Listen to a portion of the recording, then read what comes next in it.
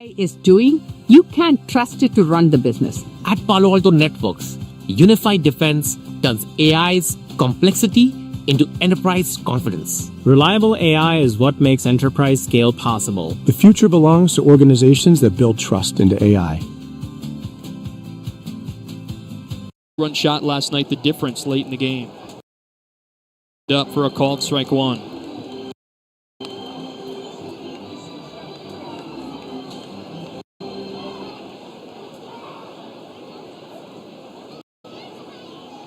McIlvaine shakes off Winkle and now comes set.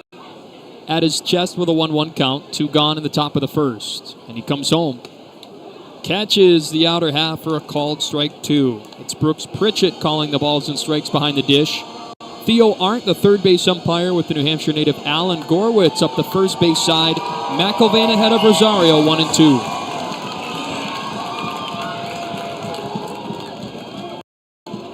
Rosario 262 on the season with 22 runs driven in.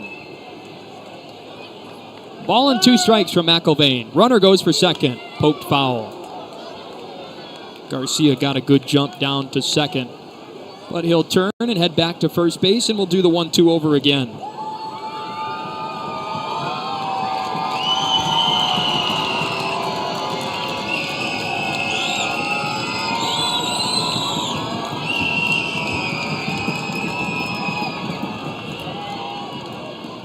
McIlvaine's 1-2 off the plate. Winkle pumps the throw, and it was Blaze way off of third base with Garcia breaking for second. They tried to get the throw out of Winkle. He pumped Garcia at second and then checked Blaze at third, but Dub Gleed wasn't really close, and Winkle looked like he wanted to throw down, but ultimately decided to eat it. The count's 2-2. And you got Dub Gleed almost all the way to left field right now. That's how deep he is at third. Playing tight down the line on the third base side. Jack Winay's fly out got him to third. Brooks Brandon struck out before the Garcia walk and steal of second. And here we are with Rosario at 3-2. McIlvaine looking for the put-out pitch. He comes home. Shot in the air to left and down for a base hit. Blaze scores from third. Garcia gets the windmill. Throw from Hornung to the dish is up the line. 2 runs come in on Ronald Rosario's RBI double. And with 2 outs, Portland takes a 2-0 lead in the first. The breaking ball wasn't working for McIlvaine, trying to bury it down and away. Had a couple of foul balls in that plate appearance, so he just tries to challenge him. Goes 94 with a fastball in on the hands, and, well, it wasn't really as far in as you'd hoped, and gets yanked into left field for a hit.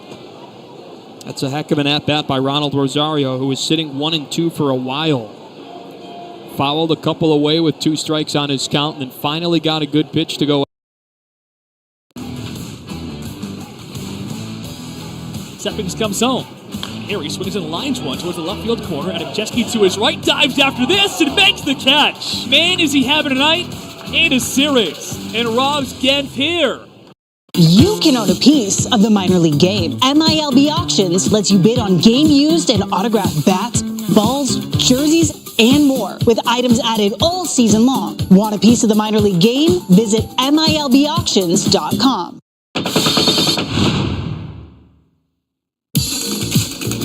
From about 1905 to 1925 or so, teams actually issued cardigans as part of their team uniform. In that era, knitwear was actually having a heyday in sports. Think of ski sweaters or Argyle sweater vests on the Gulf Green. And baseball decided to jump on the bandwagon and create cardigans.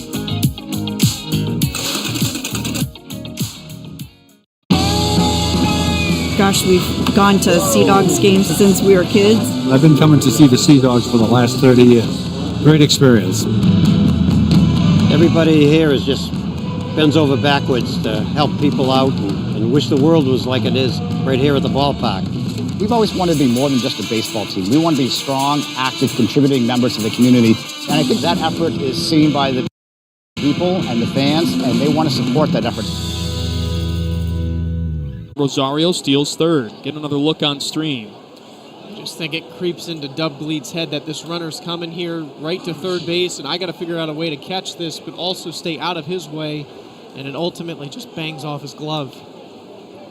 So the 0-2 to Baez missed the zone, And Rosario able to advance 90 feet away now. And for McIlvain, you're still in a 2-strike count, still 2 outs. Try to just put that out of your mind and get through this first inning and survive. Officially at 30 pitches for McIlvain in the first inning. Righty to Nate Baez in a 1-2 count. Chris kicks and throws home. Down and away, appeal. Yes, strike 3 called up the first base side. And the second swinging strikeout for Chris McIlvain brings mercy in the top of the first. 2-run double from Ronald Rosario helps Portland take an early 2-0 lead. Cats to the dish for the first time tonight on our WKXL Game of the Week. This is your home of Fisher Cats Baseball.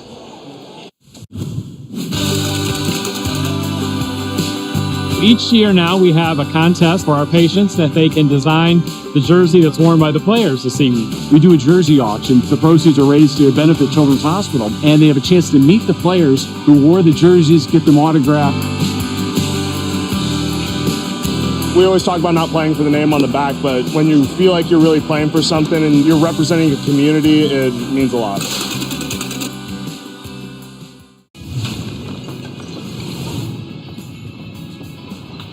Next pitch, hit high in the air to right field and deep, and he figured that one out. Bye-bye. Ties this ball game in the first inning.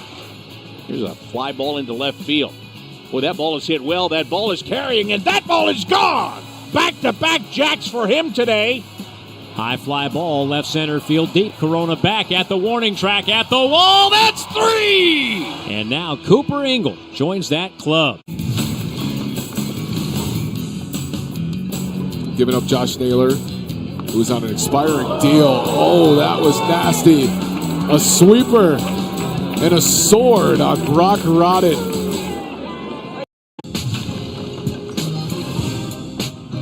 Righty-lefty matchup. The pitch to Brown is a breaking ball lifted into the air out to deep left field.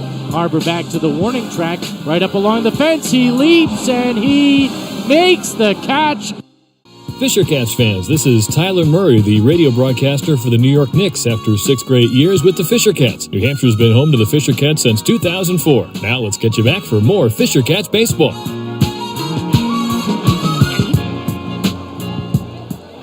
It's the Cat center fielder Victor Arias ready to stand in against the right-hander Blake Wehunt, the first in Portland franchise history to earn back-to-back Pitcher of the Week honors. In his first pitch of the night, Arias takes at the top of the zone for a called strike 1. Matt Frazier in left field with Miguel Blaze in center and Nellie Taylor for Portland in right. Jack Wanay at third base with Caden Rose up the middle at short. Nate Baez at second, the listed catcher. Wehunt's 0-1. Rip and a miss from Arias, and now quickly the righty Wehunt in front, 0-2. The first career starts for Rose at short, Baez at second. Brooks Brandon at first base with Johanfran Garcia behind the dish. Quickly, Wehunt ahead in the count, 0-2. He pitches home. Just missed the inside portion of the zone on the changeup, and it's a ball and 2 strikes. Well, Victor Arias has certainly turned in a good recent stretch. He's come around in the season. It was a delayed start for him on the injured list before joining the Cats in Portland. 1-2 to him. Inside. Missed on the back foot slider, and now Arias has worked an even count, 2-2. Prototypical speedy outfielder with power, a lefty outfielder. Victor Arias at the top of the Cats order with Arjun Namala awaiting on deck. Blue Jays' second-ranked prospect. Wehunt's 2-2. Swing and a miss. He buried the curveball downstairs for strike 3, and there's the first K of the night. 9 strikeouts for Wehunt the last time out. 8 against Hartford at Duncan Park back on June 28th. Both of those shutout Portland wins. They took down the Curve 10-0, took down Hartford the week prior 6-0, and Wehunt earning the win in each of them. Now here is Arjun Namala. First pitch. Ran right in there at the top of the zone with the slider for a called strike 1. Fastball cutter, curveball slider splitter. 5-pitch guy, Blake Wehunt, born November 9th, 2000. The 0-1. Down and away. And the count evened up at a ball and a strike. What will Arjun Namala bring to this Fisher Cats lineup in the second half of the season? That certainly has been a burning question after he spent a lot of time to close the first half on the Cats 7-day injured list. 1-1. Rip and a miss. Came in as a sinker upstairs. I think that's the cutter. And it's a ball and 2 strikes. Namala will step out and ask for time. Namala, the youngest Cat on this team at 20 years old. Blue Jays first round pick in 2023. The 1-2. Got him watching for strike 3. Top of the zone, working to Arjun Namala, and it's 2 up and 2 down for Blake Wehunt. 2 Ks on the night early. Base is clear for the Cats' first baseman, Jorge Burgos. Good start for Wehunt. Yeah, it is. It just goes right back to that cutter. The thought process, Arjun Namala took a huge hack on the previous pitch, and he doesn't this time, and it's right in the zone for strike 3. Righty-lefty matchup to Jorge. The first pitch. Cut and a miss, working backdoor with the curveball, and Burgos over top of it, 0-1.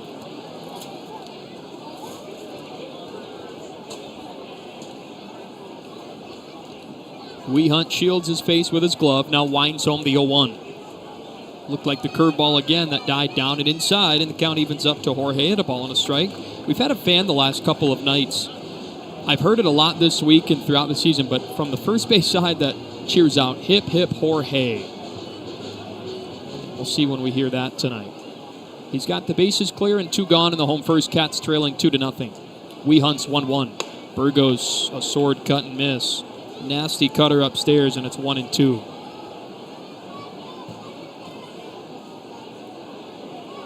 With the active Cats against Blake Wehunt, just 3 hits, and Jorge Burgos with 1 of them. It was a double against the right-hander. 1-2 to Burgos, and he knocks it down the first base side, just foul. Somehow able to get the bat on the curveball down and in. Couldn't straighten it up, and the count remains 1-2. Hearing a lot of hip, hip, Jorge lately, though. This is really about the back half of May. He's been one of the hotter hitters in the Fisher Cats lineup. Burgos playing in game 66, a .273 hitter, .361 on base percentage. Wehunt still ahead in the count, though, 1-2, and he comes home. Tapped foul. Ran the heater right in on Burgos, and the ball died off the bottom of the barrel. Shot right down, hit him in the foot. He'll take a moment to step out, regather himself, now strides back in from the left side. Count remains 1-2. Big breath from the righty Wehunt. Starts to wind home, and the pitch to Burgos. Up and out. 2 balls and 2 strikes. This is at least what you get with Jorge Burgos, though, as he's working counts, so won't go down very easily against opposing pitchers. 6 home runs of the season, and number 6 earlier this week was grand. Wehunt's 2-2. Swing and a miss, strike 3. Blake Wehunt K's the side in his first inning against the Cats, and an early start for the reigning back-to-back Eastern League Pitcher of the Week. No runs, no hits.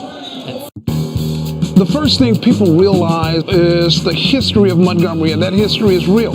So while that history is in the past, it also helps us move forward in a positive way. Just like a lot of other of the 120 minor league teams, is, the baseball is not what we do, right? The Tampa Bay Rays do a phenomenal job of sending amazing athletes here, and we let them handle the baseball, and we handle everything outside the line.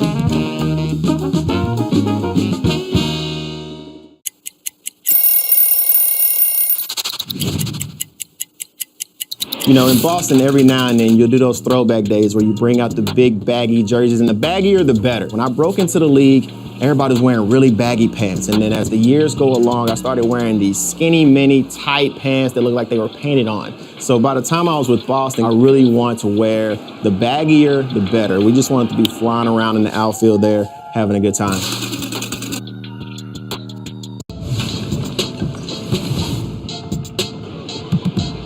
It's a ground ball to the second baseman. Almer has to sprint to first as the first baseman's not there. And a feet first slide, he hangs on, and the side is retired.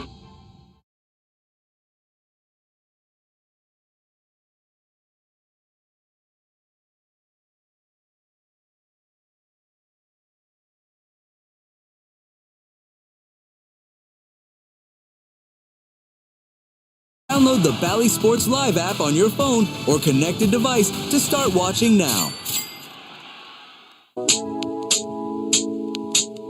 Let's head back out to the ballpark on the Fisher Cats Radio Network. MLB Plus is new for 2026. Stream MLB Network 24/7 in the U.S. and select out-of-market games every week. Plus live radio broadcasts of every game, Game Day 3D, Big Inning, and minor league action. Visit MLB.com/plus to subscribe today. Back at Delta Dental Stadium on a loaded Saturday night at 6:30 in the p.m. Chris McElvain back to work. Up in the broadcast booth, it's Matt Frazier. He starts out 1-0. The pitch home. Swing and a miss. Ball and a strike. I'm by myself right now. Adam Glover just left the booth, but he's with us tonight. Bob Littman, not in the house, but Bob will be with us tomorrow as the Manchester Buffalo Tenders take the field for the first time this year. McElvain's 1-1. And it's in there for a strike. Now 1-2. With Matt Frazier standing in for the first time tonight. He went 0 for 4 last night. Put them all in play, though. No strikeouts, no walks. McElvain ahead of him, 1-2 as he comes home. It's shot back into the net. Still a ball and 2 strikes. 31 pitches for Chris McElvain in the first inning. 16 of them were strikes, and it started out with a Miguel Blaze double. He looked like he was maybe determined to get through the first inning, though, despite the leadoff extra base hit with Winay flying out to center and Brooks Brandon going down on strikes swinging. But then a Johan Fran Garcia 2-out walk on 5 pitches allowed Ronald Rosario to bring them both in with a double. McElvain's 1-2. Down in the zone. 2 balls and 2 strikes. Chris with 2 brothers, Ethan and Evan. Ethan began his college baseball career following Chris's footsteps to Vandy and then transferred to Arkansas for this recent 2026 campaign.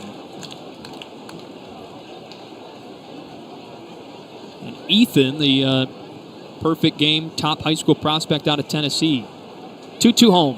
Shot in the air to left, and that's down for a leadoff base hit. Portland 2 for 2 tonight, getting the leadoff man aboard against the right-hander McElvain. And Matt Frazier with a leadoff single to begin the second. Another 2-strike count. It was a 3-2 pitch to Rosario that was smoked out to left center for the 2-run double. Brought in Blaze from third and Garcia from second after a successful 2-out stolen base. And now it's the 8-batter, Nelly Taylor. Second consecutive lefty for Portland. Only 2 tonight. Pitch home. Swing and a miss. Gets bunched up, chasing over top of an inside slider. 0-1. You're mentioning McElvain's brother Ethan, the number 5th ranked left-hander nationally by perfect game this season.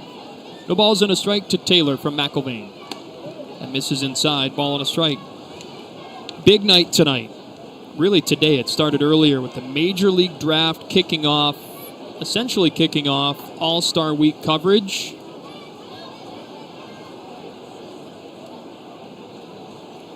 Taylor with an even count at 1-1. Pitch home. Right in there for a called strike 2.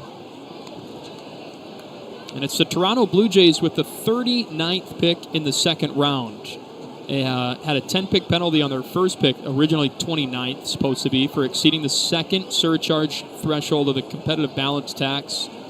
They'll pick 39th, all that to say. And then the next pick will be the 103rd pick of the draft in the 3rd round. McElvain ahead in the count at 1-2. Turns home. Down in the plate. Taylor started to turn the shoulders, but held up, and the count works even to 2-2. Nelly Taylor, a draft pick by Boston, 11th rounder in 2023.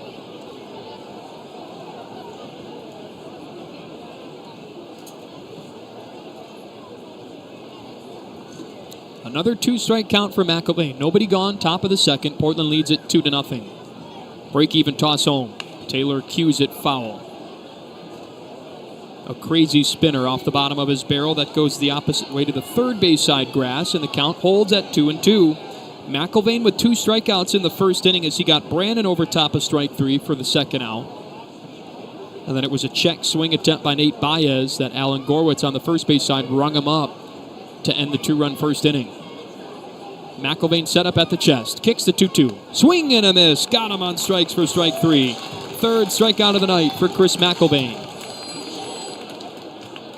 And it's the first out of the top of the second.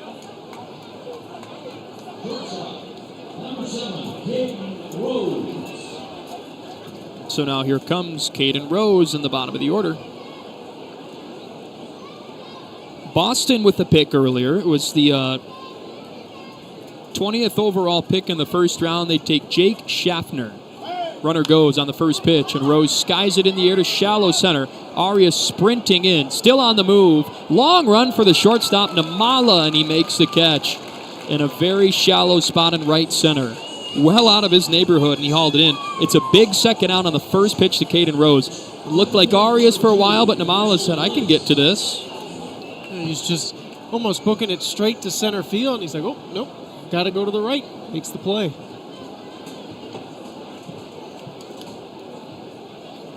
So it's the top of the order in Miguel Blaze. 1 of 3 hits tonight on McIlvain, the first pitch. And it's back to the net. Ooh, just held in by the top of the netting. That one looked like it was headed maybe 1 or 2 doors down to our right. Boy, we're certainly not in foul ball neighborhood territory like we are at Hadlock Field. The netting feels smaller, and the press box isn't as high. And so when you look out at Hadlock Field, the net line is almost right at your eye level. And so foul balls like that come right over top and typically tend to go in the home booth, where Emma Tiedemann and Perry Ketai call Sea Dogs baseball.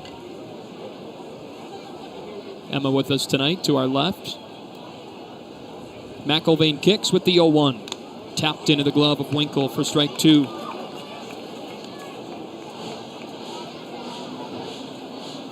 So Blaze will step out and ask for time. The stands aren't too far away from the press box as well at Hadlock, so you got to be careful when they bounce too. If they bounce up in your direction, maybe they ricochet off a chair.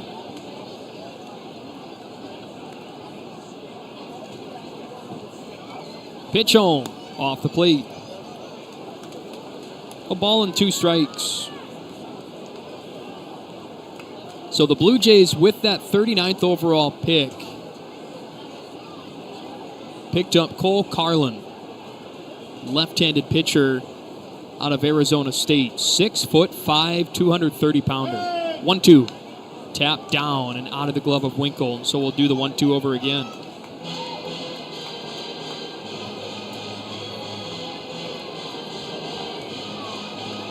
A 70-grade slider for the left-hander, Cole Carlin. So that's who the Blue Jays got with pick number 39. Righty to Miguel Blaze with a runner at first and 2 gone. McIlvain comes home. A little chopper up the middle, tough play. Second baseman Doty there with it. Soars the throw to first, and it pulls Burgos off. He jumped up and caught it, fortunately, to prevent it going into the Cats' dugout. But everybody is safe, and Cade Doty sails the throw to first. This was a tough play. He was on the left side of the diamond. Didn't really set his feet. He just, as soon as he had it, tried to make the flat-footed throw to first. Would have been in time, but you got to get it there with the quick Blaze sprinting down the line. And E4 keeps the top of the second turning. Now here's Jack Winet with 2 on and 2 gone. First pitch down, blocked by Winkle up the first base line, but everybody stays put. Frazier at second, Blaze at first after the E4. A lot of things when you factor in a start against Blake Wehunt. Early runs and an early lead is not a good start, and then certainly defensive errors with 2 outs. To keep these guys in Portland with RBI opportunities, not a good start either. McIlvain needing something to get out of the second without number 3. Winet chases the 1-0 down, and it's a ball and a strike. And you add in your starter is over 50 pitches, and that pitch count's getting up there, and it's still too early. It's a triple whammy right there. That was number 51 from McIlvain with 2 in the first and 2 gone in the top of the second inning.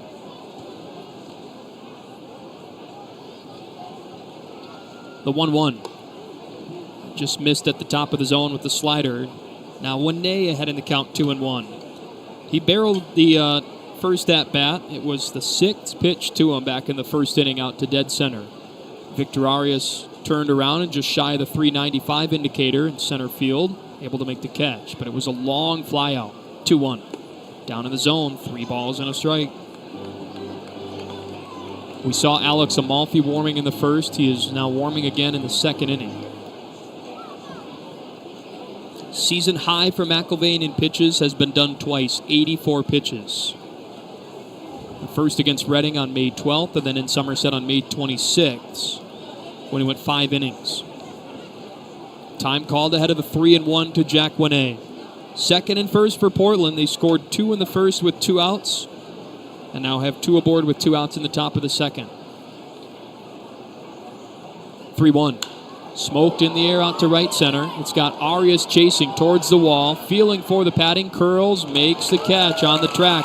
2 long flyouts for Jack Winay tonight, but this one in the top of the second is out number 3, and 2 men left stranded. No run. You can own a piece of the minor league game. MILB Auctions lets you bid on game used and autographed bats, balls, jerseys, and more, with items added all season long. Want a piece of the minor league game? Visit MILBauctions.com. Ashes this one to left center field, giving chase are Jones and Franco. Jones still running, leaping, and he made the catch, banging up against the wall. What a play. Maybe he won't finish this inning. Slowly hit, it's caught on the bare hand. Otañez throws behind the runner for the double play. Whoa! I think he almost surprised himself.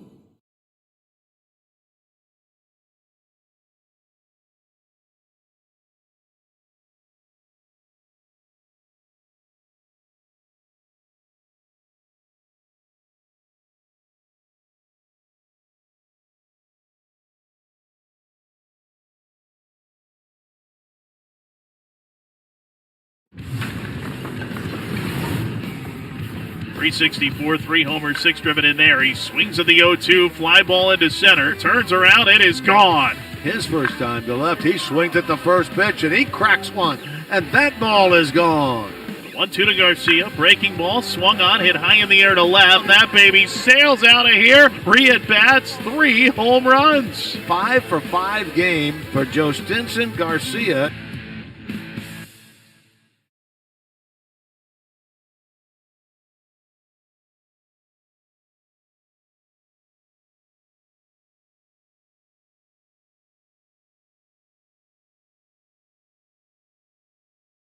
Bobbleheads. The Fisher Cats Chicken Tender Bobblehead Series is presented by Northeast Delta Dental. View all the dates at nhfishercats.com. And go Cats! Let's get back to Fisher Cats baseball.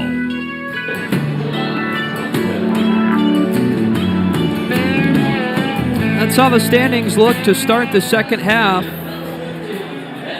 Cats right behind Portland, tied with Reading for the second spot in the Northeast. You see Hartford first half winners. So the Cats, when you count out Hartford from the equation, as Hedbert Perez takes a first pitch, strike 1. If Hartford wins the second half, then you only have to finish either in that 2 spot. You can factor them out of the equation in the second half. The 0-1 to Perez. Breaking ball, knocked in the air, little floater. Left side of the infield, it drops for Winay. Barehand stab, throws to first, got him. Surprised he let that drop, but got it to first in time. And the 5-3 ground out for Perez starts the Cats in the bottom of the second. It's 4 up, 4 down for the righty starter Blake Wehunt, who struck everybody out in the first inning. 16 pitches, 11 strikes. And now here's Eddie Micheletti Jr. It's interesting with Caden Rose up the middle at short, Nate Baez at second. First pitch to Eddie, and he takes strike 1. It'll be a challenge because with Portland thinking those 2 guys making their first career pro starts up the middle, but Wehunt has been just about untouchable so far. Eddie asks for time and steps out ahead of the 0-1. He knocked his 12th last night. 12 homers on the season, 37 runs driven in. The 0-1 to him. Down and bounces well in front of home plate. Now a ball and a strike.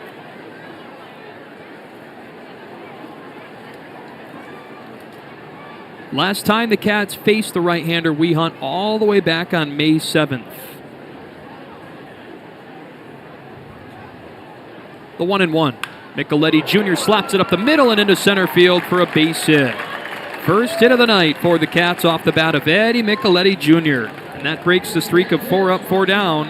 First base runner tonight, and Dub Gleed to the plate.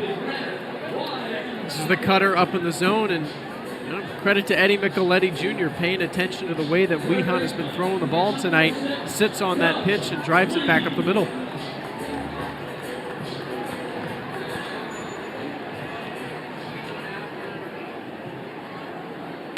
First pitch to Dub, missing off the plate for ball one. When you look at that game that Weehunt took them out at Hadlock against the Cats, it was in game one of a doubleheader on May 7th. And a lineup for New Hampshire that looks relatively the same as Gleed slaps the 0-1 to center, down past Blaze as he stumbles and lost his footing in a roll all the way to the wall. Micheletti Jr. around third. Gleed heading to third base. He'll be in standing with no throw, and a costly mistake allows the Cats to plate their first run of the night. It's 2-1 Portland. And how about that? Cutter in the zone. Dub squares it up, hits it back up to center field, and Blaze with just a slight slip. Oof. Falls backwards. Looked like for a while he thought he could make the catch, and then right as it started to dive to the ground, you could see him physically make the decision to play it on a hop, and as he chopped his feet, that's when he lost his footing. The ball bounced right by him and rolled all the way to center. So it's the first triple for Dub with the Cats. Here's Jackson Horning with the tying run at third. First pitch, missing upstairs and inside for ball one. And we'll see how Blake Weehunt responds with the mistake committed behind him. Eddie Micheletti Jr. a one-out base hit, followed by Gleed's slap shot to center. RBI triple. Hornung fouls the 1-0 right side out of play, and it's now a ball and a strike. Well, again, with McIlvain throwing over 50 pitches through the first 2 innings, and then Weehunt 3 strikeouts in the first, you need breaks like that. 1-1. And that catches the zone. Good pitch to get ahead of Hornung, the Cats left fielder, now 1-2. Jackson Hornung from Ashland, Massachusetts. Came up and joined New Hampshire last year. And just up the road from his hometown. 1-2. Top of the zone, got him watching for strike 3. Jackson Hornung says, I wanted nothing to do with that. It's the 4th strikeout for Blake Weehunt. A big second out in the bottom of the first with a tying run at third. Here's Patrick Winkle.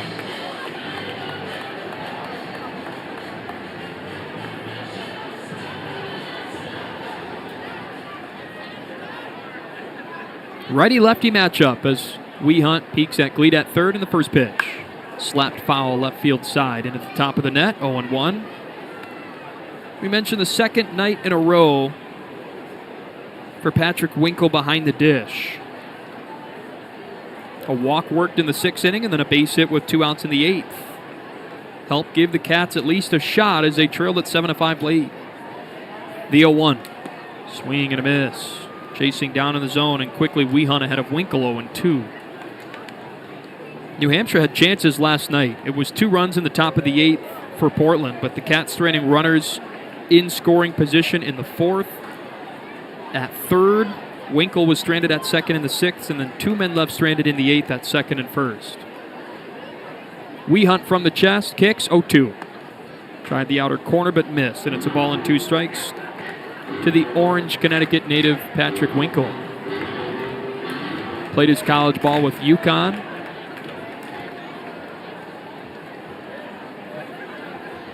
Weehunt's 1-2. Shot foul, first base side. Got the bat on a pitch that was down and in on the strike zone of Winkle. Stays alive to see another one from the right-hander Weehunt. Winkle started his minor league route through the Twins system with the St. Paul Saints before finding the end of the line and then signed with Toronto earlier this year. He's got AAA time. 1-2. Checked his swing. Appeal. All good. Theo Arndt clears Patrick Winkle on the check swing, and the count is now evened up at 2-2. Dub Gleed at third, not being held by the Sea Dogs infield. He represents the tying run as the Cats trail 2-1 in the bottom of the second. 2 balls, 2 strikes, 2 outs to Winkle. Weehunt comes home. Breaking toss right in there, strike 3 call. Winkle goes down watching, and it's the 5th strikeout of the night for Blake Weehunt through 2 innings. We go to the 3rd. Cats get 1 back on Dub Gleed's RBI.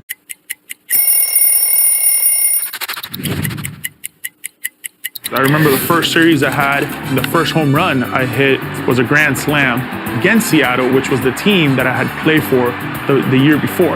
As we know, Cleveland can get a little cold, so I would wear the dark blue long sleeves. And for some reason, this jersey, I always liked my jersey a little longer. The reasons for it, for a little padding, so when I would slide, I wouldn't get all patched up and roughed up.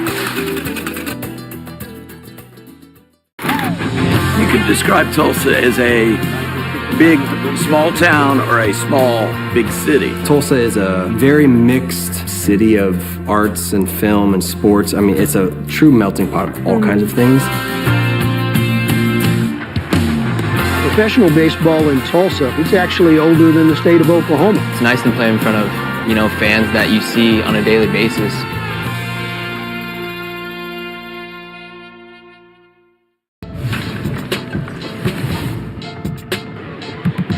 And he hits a ground ball to the second baseman. Amador has to sprint to first as the first baseman's not there. And a feet first slide, he hangs on, and the side is retired.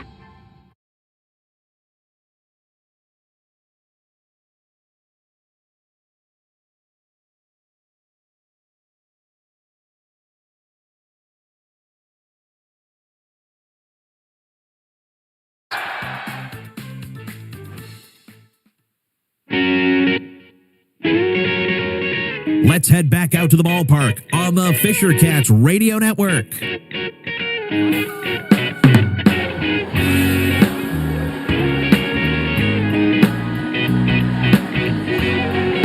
Fisher Cats get right-handed pitcher Chris McElvain. A little bit of run support, but New Hampshire still trails 2-1 as we've reached the top of the third inning. It'll be the heart of the order that McElvain has to face, starting with the first baseman Brooks Brannon. The pitch, up and away, a ball and no strikes. Joanfran Garcia and Ronald Rosario to follow. McElvain able to strand a pair of runners on base and escape the second. 1-0. Upstairs with a fastball, 2 balls and no strikes. 2 runs scored in the top of the first for Portland. And a 2-run single from Ronald Rosario. Cats responded with one at the bottom of the second. Dubbed lead and RBI triple. 2-0. Swing and a miss. Brannon takes a monster hack on that breaking ball, and it's 2 balls and a strike. 4 hits so far for Portland in their first 2 innings. The Cats 2. The 2-1. Breaking ball fouled out of play, and it's 2-2. Chris McElvain hoping for a 1-2-3 inning. Just trying to settle down after what has been a tough stretch. It was 2 2/3 for the right-hander on last Sunday. 2-2. Breaking ball blasted out to left. Left fielder Jackson Hornung dives, can't make the play. It's in the alleyway. Brandon's around first, heading for second. Victor Arias' throw in nearly got away. The second baseman, Cade Doty, over by short, had to retrieve it. And it's a leadoff double for Brannon. This is a tough play for Jackson Hornung. Not close to the baseball on the dive, but the route that Hornung was taking couldn't pull up and move towards the gap. Arias, thankfully, a little shaded towards the alleyway, able to back him up. So here's the catcher, Joanfran Garcia. Another righty at the plate, runner in scoring position, nobody out. McElvain kicks and deals. Fouled out of play, it's 0-1. It's the second extra base hit of the game for Portland, and the first since Miguel Blaze led off the ball game with a double.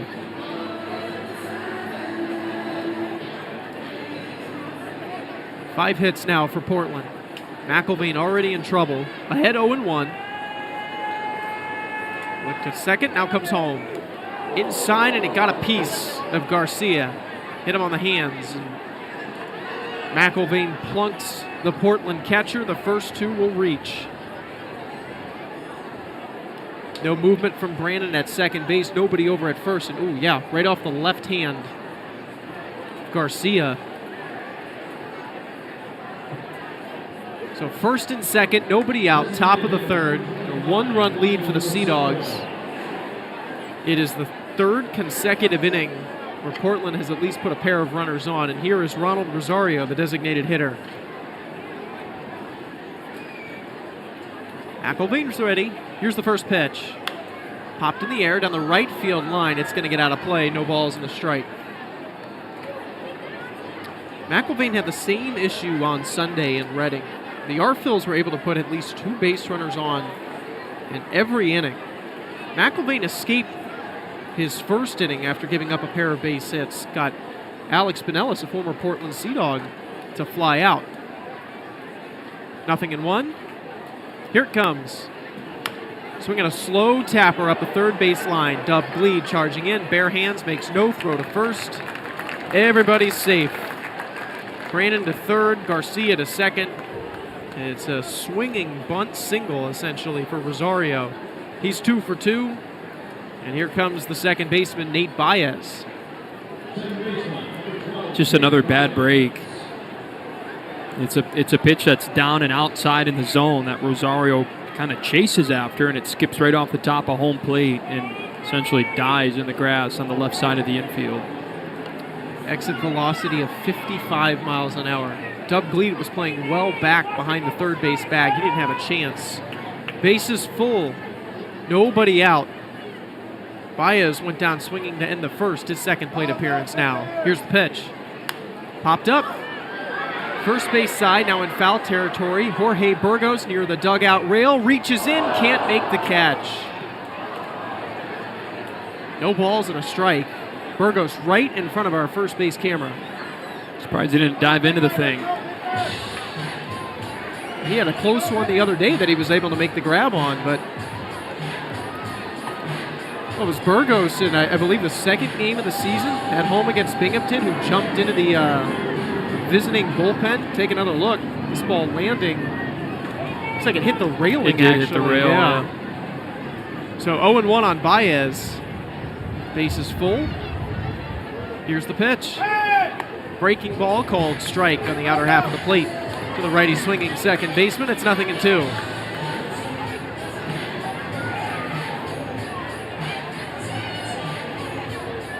Eventually, McElvain on Sunday against the Arphils gave up a couple of runs in the second and was pulled with 2 outs in the third. Reading ended up hitting around in that inning. Long pause by McElvain. Here's the 0-2. Swing and a miss on the breaking ball for strike 3. Second time McElvain strikes out Nate Baez, and it's a big first out in the third. That's K number 4. Goes back to the outer half of the plate. And it brings up the left fielder, Matt Frazier. He's got a base hit today.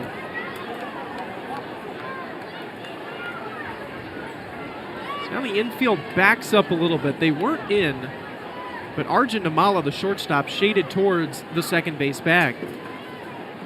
Base is still loaded. Here's the pitch.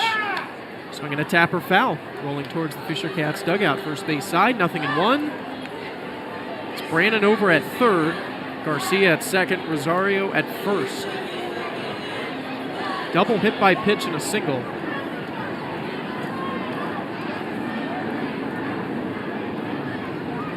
Oh, 0-1.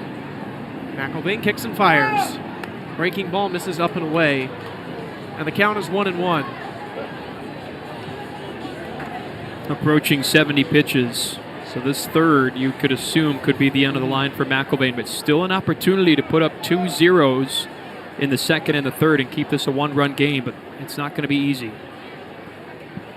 This is the bottom part of the Portland order. 1-1. Outer half of the plate, but misses. A little off the edge, 2-1. It was 74 pitches for McElvain on Sunday in Baseball Town. 83 in his previous outing that week on Tuesday. 2 balls and a strike. This will be pitch number 70. Here it comes. Golf deep down the right field line and foul. Hit at 104, and it's 2-2. Another good crowd at Delta Dental Stadium, still making their way into their seats. Left field completely full in front of the Sam Adams Brewhouse. Post-game Atlas fireworks tonight. It's a Mega Blast weekend. They were awesome last night. They were incredible. 2-2. Here's the pitch. Blasted to left field. Jackson Hornung back, medium deep, makes the catch. Brandon tags at third. He will score. Sacrifice fly for Matt Frazier, and the Sea Dogs extend their lead to 3-1 in the top of the third.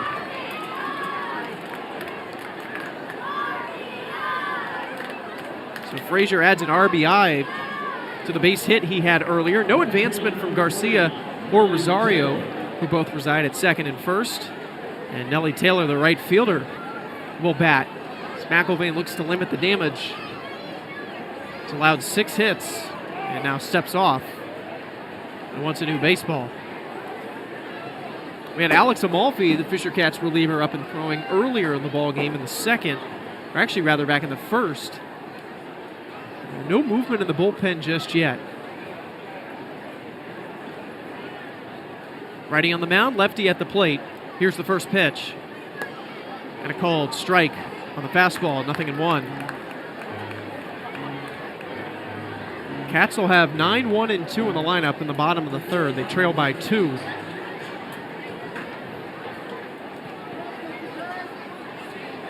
McIlvaine looks at second. Now comes home. At the knees, a called strike. And Chris McIlvaine's ahead 0-2. 4 strikeouts so far for McIlvaine.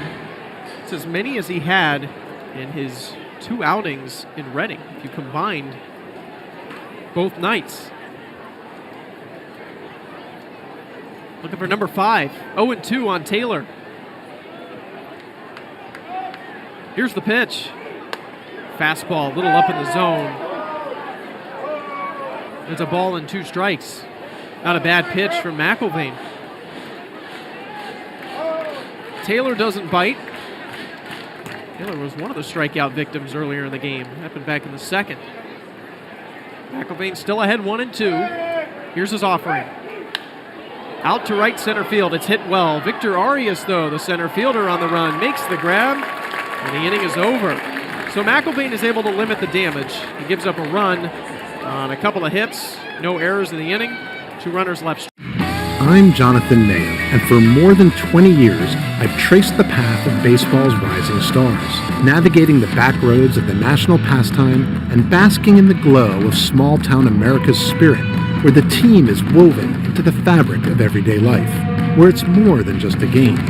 It's a celebration of the people, the traditions, and the culture that give these places their soul. This is Grassroots. You could describe Tulsa as a big, small town or a small, big city. Tulsa is a very mixed city of arts and film and sports. I mean, it's a true melting pot of all kinds of things. Professional baseball in Tulsa, it's actually older than the state of Oklahoma. It's nice to play in front of, fans that you see on a daily basis.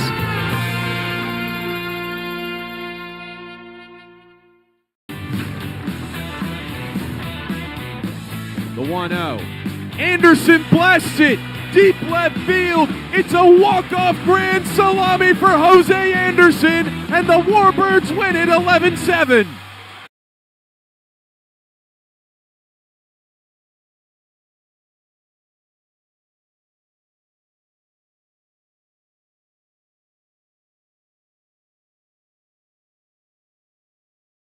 All benefits going to Make-A-Wish, New Hampshire. View the full promo schedule and get your tickets today at nhfishercats.com. And go Cats!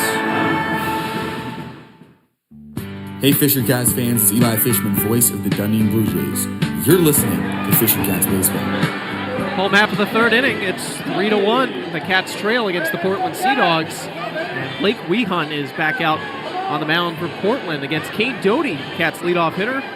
And the number 9 hitter in the lineup, 9, 1, and 2 to face the right-hander.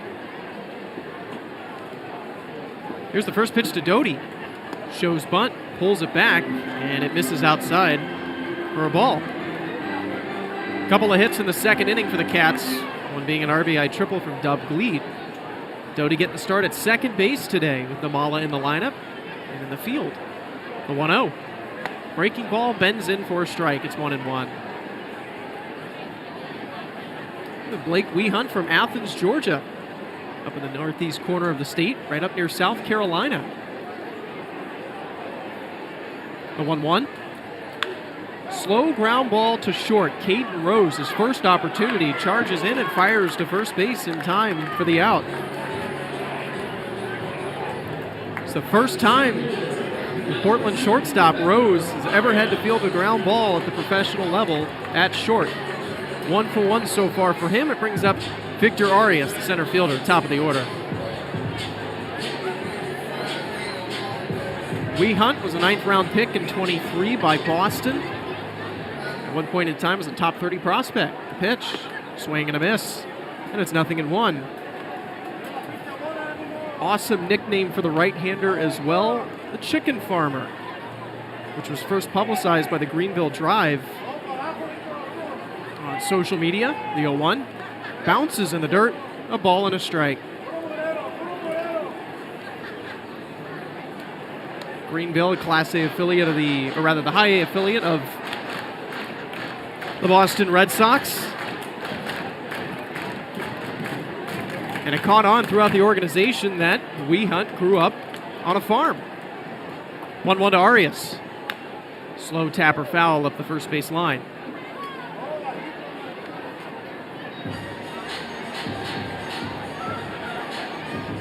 Wee Hunt decided to embrace the nickname, and his dad absolutely loved it, because that's where he got it from. 1-2. Slow ground ball up the first base line. Brannon charging in, fields, and steps on the pillow with his left foot in time for the out. And there's 2 down. That's actually Rondelli Martinez, a defensive change. So Brooks Brannon is not at first base at the moment. 2 away, and it brings up the shortstop, Arjun Namala.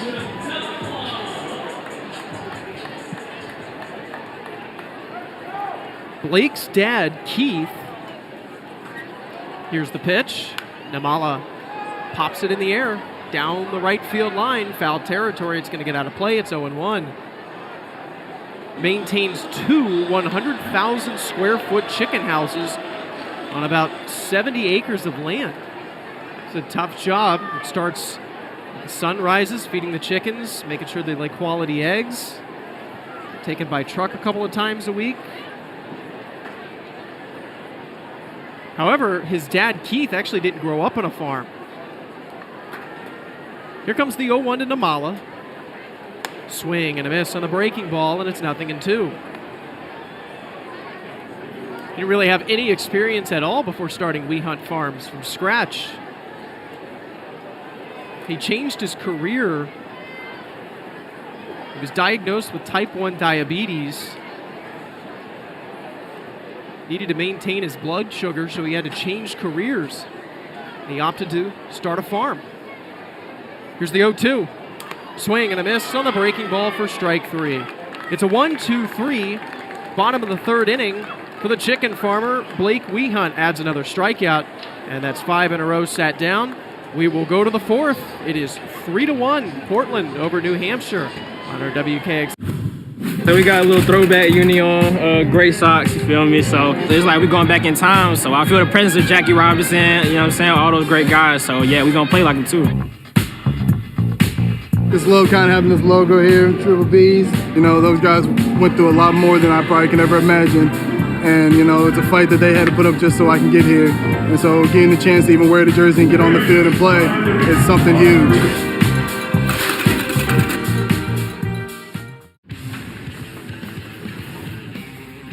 Here's the pitch from Ryan. Swings this ball, hit pretty well. Deep left field. Is it going to be a fair ball? Yes, and a 3-run home run by Charlie Condon. And Albuquerque puts up a crooked number early to take a 3-0 lead. The next pitch.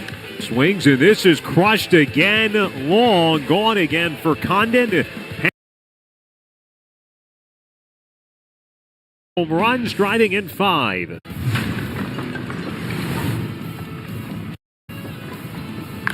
This one hit well, deep to left, and Nashville is on the board. 3-1, 2 outs and nobody on. Fly ball deep to left center field, and he has a 2-homer game. Fly ball well hit, deep to left center field. Victor Scott the second at the wall. He climbs, it's gone. It is a 2-run ball game. A 3-home run day for Luke Adams. today. And go Cats! Hey Fisher Cats fans, it's Pat Malacaro from the Buffalo Bisons, and you're listening to Fisher Cats Baseball on the Fisher Cats Radio Network. Cats still rolling with Chris McElvain on the mound. Top of the fourth inning, 3-1 Portland in Game 5 of a 6-game series. Saturday night in Manchester. First pitch of the inning for McElvain is blasted back up the middle for a base hit. Caden Rose, the number 9 hitter for Portland, the shortstop, wasting no time. He's on for the first time tonight. He turns it back to the top of the order for the center fielder, Miguel Blaze. That is the 7th base hit allowed by McElvain.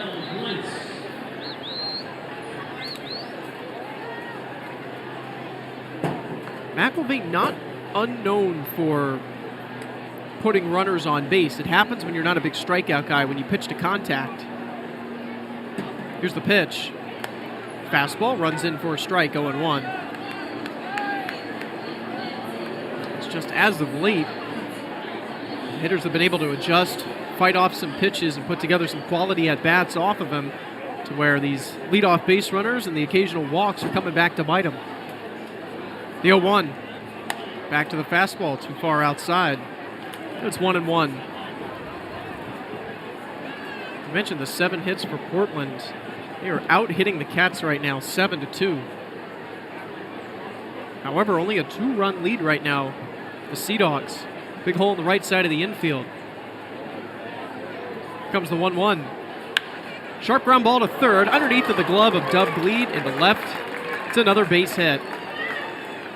No chance for Dub Gleed to get in front of that ball, hit at 111 miles an hour. Just tried to stick the glove out there, hoped to knock it down. Instead, it's first and second as Caden Rose moves up a base. Jack Winay, the third baseman, who was 0 for 2 in the ball game. 6 and the 9 in the lineup now for Portland have reached. Winay, not one of them. The pitch. Breaking ball, little half swing, and it's fouled off into the net. Winay not really wanting to offer at that pitch, but couldn't get the bat out of the way. Both of Winay's fly balls to center field, out to Victor Arias. McElvain set, now comes home. Line foul, right back into the net. Four-seam fastball ran in on the hands of Winay, and he somehow gets a piece of it. 0-2.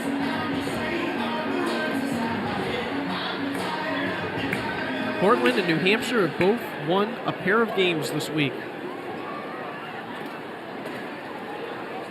Winning record in the second half for both of them. The 0-2. Breaking ball low, 1-2 the count. There's a series window open up the second half for New Hampshire here at Delta Dental Stadium against the Somerset Patriots, where it was really the pitching that was the story of the week. Bullpen was excellent too. 1-2, here it comes. Right into right field for a base hit, past the second baseman Doty. Rose is waved around third. Throw to the plate, cut off by Jorge Burgos.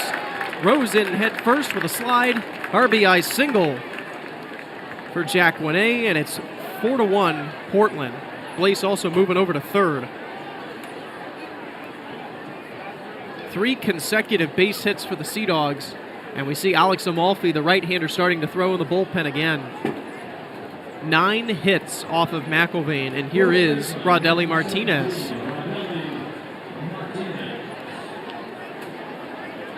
Came in as a defensive substitution last inning. Fielded a ground ball, his first plate appearance of the game.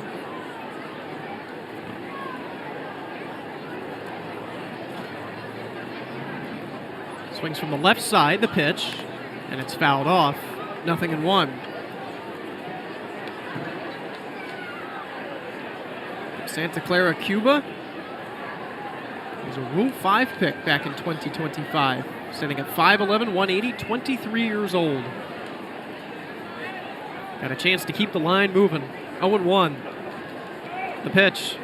Swing and a miss. Over top the splange, and it's 0-2.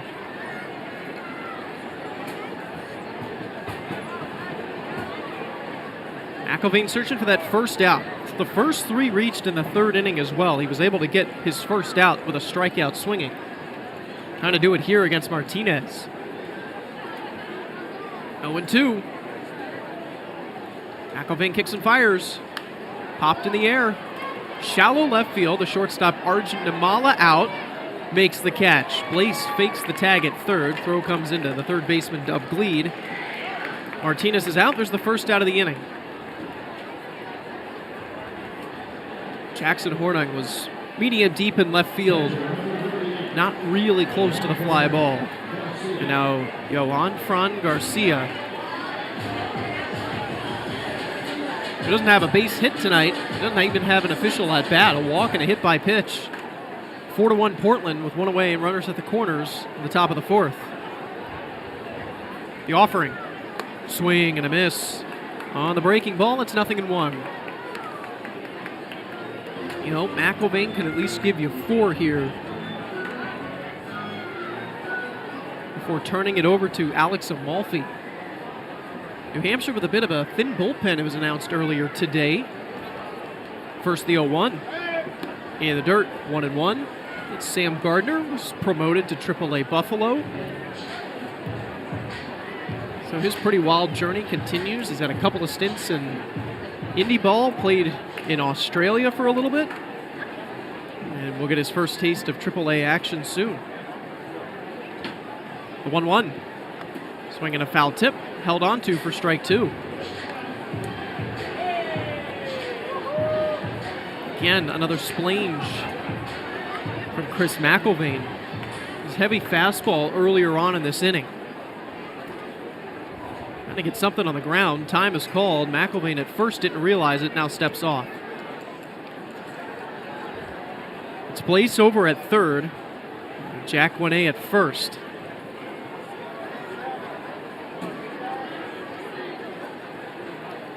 One and two. Here's the pitch. Fouled off. Just a little piece of it.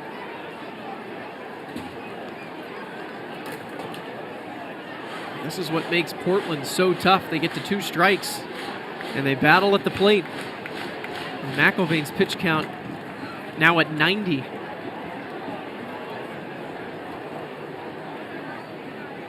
Which is the most. 1-2. Breaking ball upstairs. 2 balls and 2 strikes. It's the most he's had in an outing this season by a decent number as well. 84 was the previous high. He did that twice, most recently on May 26th at Somerset. This will be number 92, and there's only 1 out. The 2-2. Swing and a miss for strike 3. Garcia is punched out, and he's retired for the first time tonight. McIlvain with another strikeout. There's 2 away. Runners at the corner still. 5 strikeouts for the Polanco rips it on the ground. Diving stop, Ornelas throws to first. Are you serious? The no-hitter stays alive on a diving play by newly minted second baseman Jonathan Ornelas in shallow right. First pitch. He's swinging. Grounded to short. Lombard fields. Flips to second. Gets one. Throw to first is in time. And the Rail Riders toss a combined no-hitter.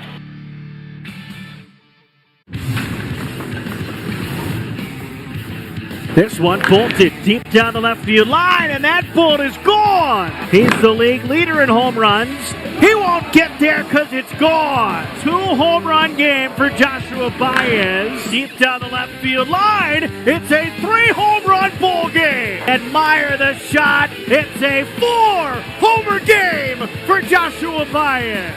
The meteoric rise of Joshua Baez.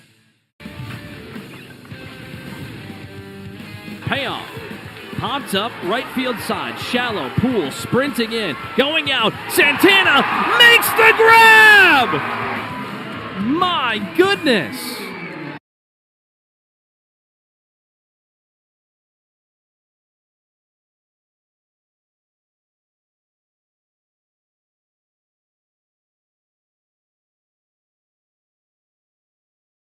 England, there's a Kubota built for every job. From landowners to landscape and construction professionals, Kubota helps you get more done with compact tractors, commercial zero-turn mowers, and rugged construction equipment. MB Tractor and Equipment and Kubota. Discover a deeper connection with the land you love. Time for a pitching change. Let's get back to the game on the Fisher Cats Radio Network.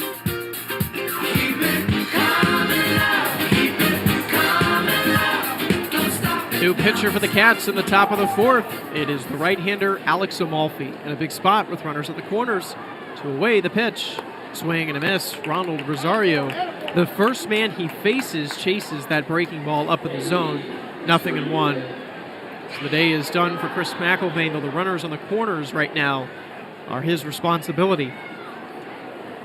0-1. Sharp ground ball to short on a one-hop, and it's a base hit to left center field. Blaze scores from third. Winne around second, motoring for third. He'll get in with a slide. RBI single for Ronald Rosario, who is 3 for 3 through the first 4 innings. And it's 5-1 Portland. It's the 4th base hit of the inning for the Sea Dogs. McElvain, 3 2/3 innings, 9 hits. He walked a batter, and he struck out 5. As of right now, 5 earned runs for the righty. Here's the pitch to Baez, and it's inside, 1-0. Most amount of strikeouts McElvain has had in an outing since June 6th, when he also had 5 against the Altoona Curve. You'd have to go back to his outing at Reading on April 22nd to get to 6. 1-0 from Amalfi.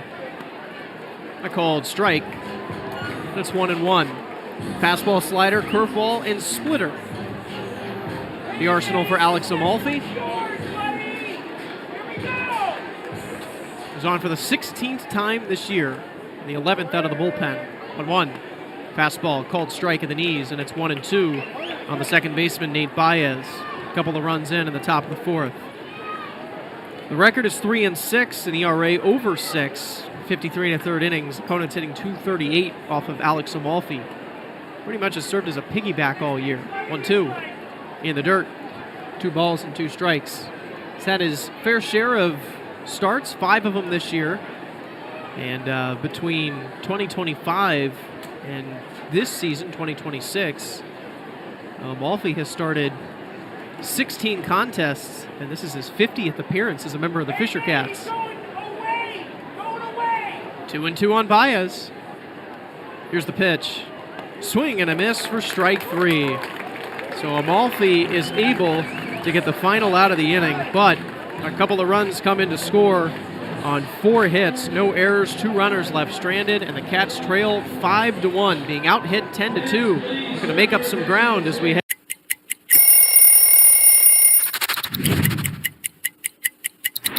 All right, so here's the Mets home jersey. To me, growing up in New York, also a very iconic jersey. The blue pinstripes that represented the Dodgers. Got the orange outline, which represented the Giants, which are the 2 teams that left New York. And then subsequently, the Mets were created. You know, my parents were Mets fans growing up, and this was the jersey that I also dreamed of wearing. You can own a piece of the minor league game. MILB Auctions lets you bid on game used and autographed bats, balls, jerseys, and more, with items added all season long. Want a piece of the minor league game? Visit MILBauctions.com. Righty-lefty matchup, the pitch to Brown is a breaking ball lifted into the air out to deep left field. Harbor back to the warning track, right up along the fence. He leaps and he makes the catch. I'm Jonathan Mayo, and for more than 20 years, I've traced the path of baseball's rising stars, navigating the back roads of the national pastime and basking in the glow of small-town America's spirit, where the team is woven into the fabric of everyday life, where it's more than just a game. It's a celebration of the people, the traditions, and the culture that give these places their soul. This is Grassroots. And go Cats! Time to get back to the game on the Fisher Cats Radio Network. Cats have some ground to make up. They trail 5-1, and it's the bottom of the 4th inning at Delta Dental Stadium in Manchester, New Hampshire. Portland Sea Dogs, New Hampshire Fisher Cats. On a Saturday night, Jorge Burgos will lead it off against Blake Wehunt. Heart of the order for the Cats. Here's the first pitch of the inning. And it's a breaking ball that bends in for a strike, 0-1. So 1-2-3 third for Blake Wehunt. We mentioned is nicknamed the Chicken Farmer. He grew up on a farm that his dad Keith maintains actively right now. The 0-1. Breaking ball, and it's up and away, a ball and a strike. His dad Keith was not a farmer growing up, did not grow up on a farm. Started the farm when Blake was in elementary school, actually. 1-1. Breaking ball tapped slowly over the head of Wehunt, out to second base. It's the shortstop, Caden Rose, who fields and throws on the run in time for the out. What a play by Caden Rose in his first professional game at shortstop, the first out of the inning. Burgos hit this ball into no man's land, and really, again, it was Rose all the way over towards second base who made the play. And now it's the designated hitter, Hedberg Perez. Another lefty at the plate. In fact, a trio due up in this inning, including Burgos. The pitch. It's upstairs for a ball as Eddie Micheletti Jr. is on the on-deck circle. 1-0 the count. Big deep breath from Wehunt. Glove at the face, now winds, kicks and fires. Breaking ball bends in for a strike.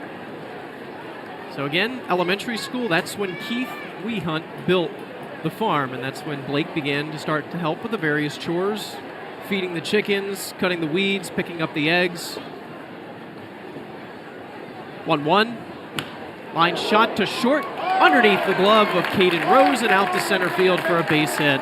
This is a one-hopper that Rose tried to pick. Third base hit of the game for the Cats. One-out base runner for Eddie Micheletti Jr. It's the 4-5-6 part of the lineup for the Cats that is responsible for every base hit, including Eddie, who had the first one of the night. A single, he's got a run scored today as well.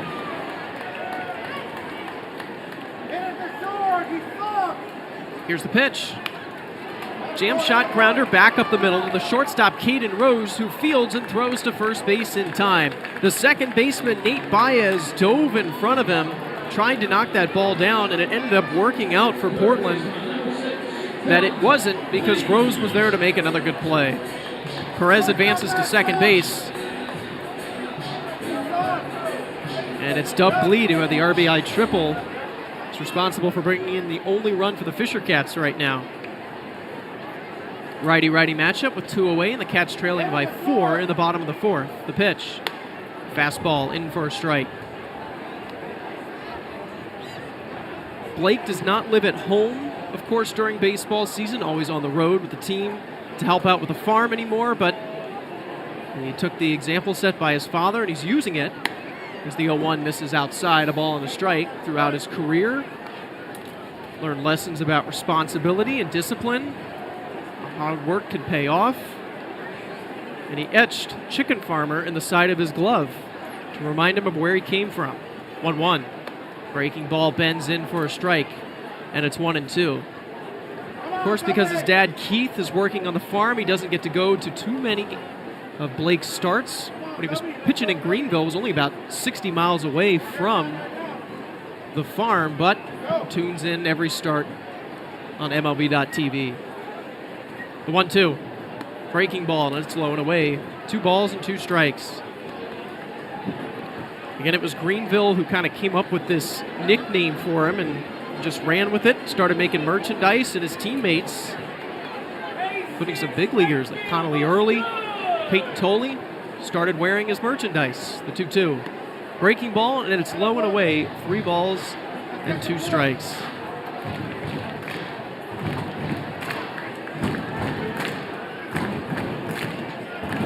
Cats are hoping to keep the inning alive, though, off of Wehunt. 3-2 with 2 down and a runner at second. Here's the pitch. Swinging a slow tapper, but it's foul. Actually went back behind Gleed. Count still full at 3-2. Just one run here for the Cats to go a long way. Bottom of the fourth, and they trail by 4 runs. Pitch home. Jammed and grounded out to second base. First try for Nate Baez, who fields and throws to first base in time for the out. So the middle infield, 2 guys who have never played the position before are able to help Blake Wehunt get through it, a hit, and it's 5-1 as we head to the top of the 5th on the Fisher Cats Radio Network. The people are welcoming, they're loving, they're caring. So if you're looking for a familial feel, definitely Asheville. It's Asheville. That's all you got to say. They're excited to be back and back on their feet, so it's been awesome to see the rebuild. Winning or losing, like everybody's there having a good time rooting us on. So I've always enjoyed that the whole year. You play here at the tourist park and you feel like you're back in the old days playing real baseball. Nestled right into the mountains there. That's right on a cliff.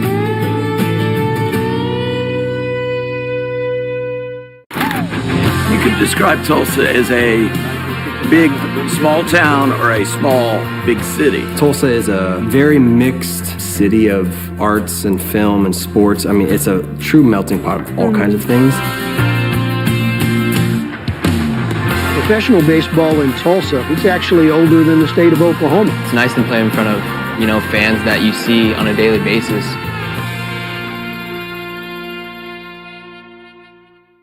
You can own a piece of the minor league game. MILB Auctions lets you bid on game used and autographed bats, balls, jerseys, and more, with items added all season long. Want a piece of the minor league game? Visit MILBauctions.com.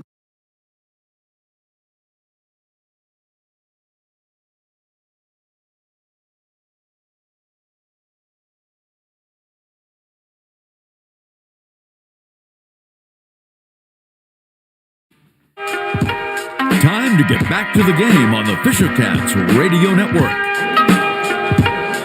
5-1 Portland over New Hampshire on a Saturday night at Delta Dental Stadium. It is Alex Amalfi back to work, top of the 5th, and back on the call is Chris Jarrett. Just looking to bring some consistency and help calm things down for the Cats. Alex Amalfi will get Matt Frazier, a 7-8-9 stretch of the Portland order. Righty-lefty as Amalfi kicks and comes home. First pitch missing inside for ball 1. I'm Chris, that's Adam. No Bob with us tonight, as it's a busy day around the world of sports. There's the World Cup quarterfinals surging on. The 1-0. Shot right side, base hit for Matt Frazier. 2 for 3 tonight with 2 singles and a run driven in on a sac fly back in the 3rd. And Portland continues to produce. Already double-digit mark in hits. That is number 11 tonight for the Sea Dogs against New Hampshire pitching. And it's 5-1 Portland. So here's Nelly Taylor. He's 0 for 2 tonight. There really hasn't been a hole in the lineup card. Nate Baez is 0 for 3 with 3 Ks. Nelly Taylor 0 for 2 with a strikeout and a flyout. First pitch strike for Amalfi as he starts out the Sea Dogs right fielder 0-1. But currently in extra time between England and Norway, 2-1, England in front. They play 2 15-minute halves in extra time. No golden goal. The 1-0 home. Skied foul, first base side. Winkle will lose the mask and run on up. But it's well into the Cats seating bowl. It's 0-2.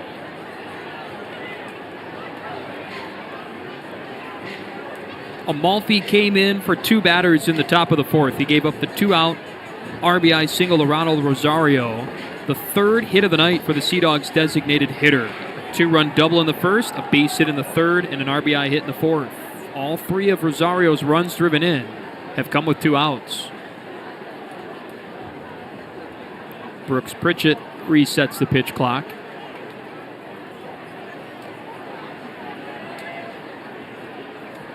Ball on a strike. Check swing tapper. And it's still 0-2.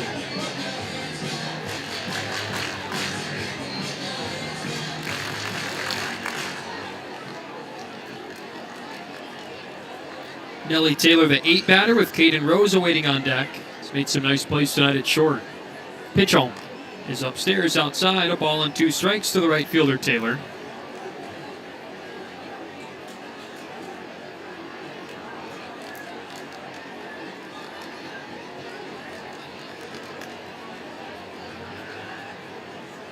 Amalfi set up at the chest and from the stretch. Delivers the pitch home. Is down. Buried in the dirt. 2 balls and 2 strikes.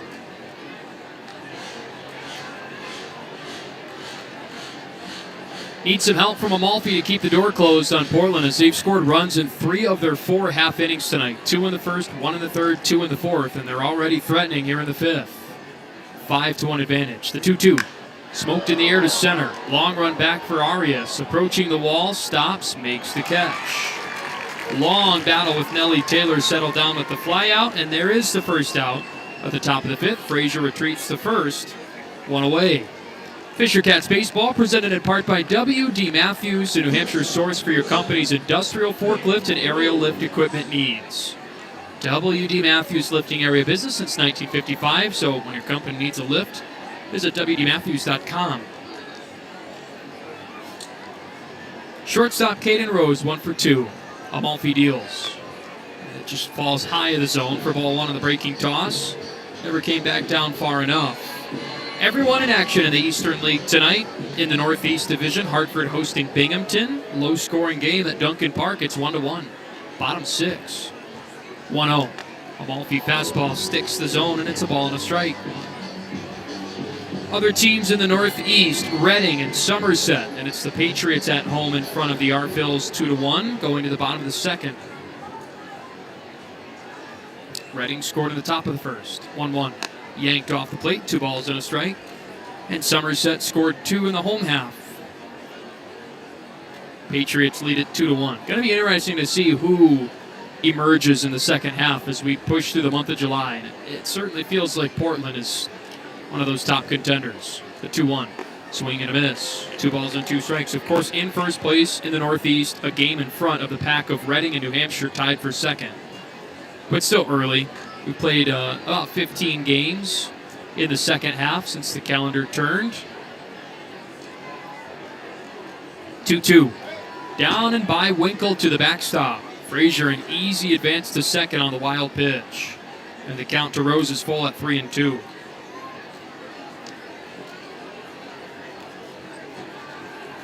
Lots of long ABs tonight. Really, there hasn't been an at-bat. I'm seeing 2 at-bats, 3 at-bats with Rose's base hit to lead off the 4th that have been settled on 2 pitches or less. Full count offer to Rose on its way. Outer half, strike 3 called, and there is the second strikeout for Alex Amalfi. Second out of the top of the 5th as Rose thought he was on his way to first, but gets caught looking. Outer half.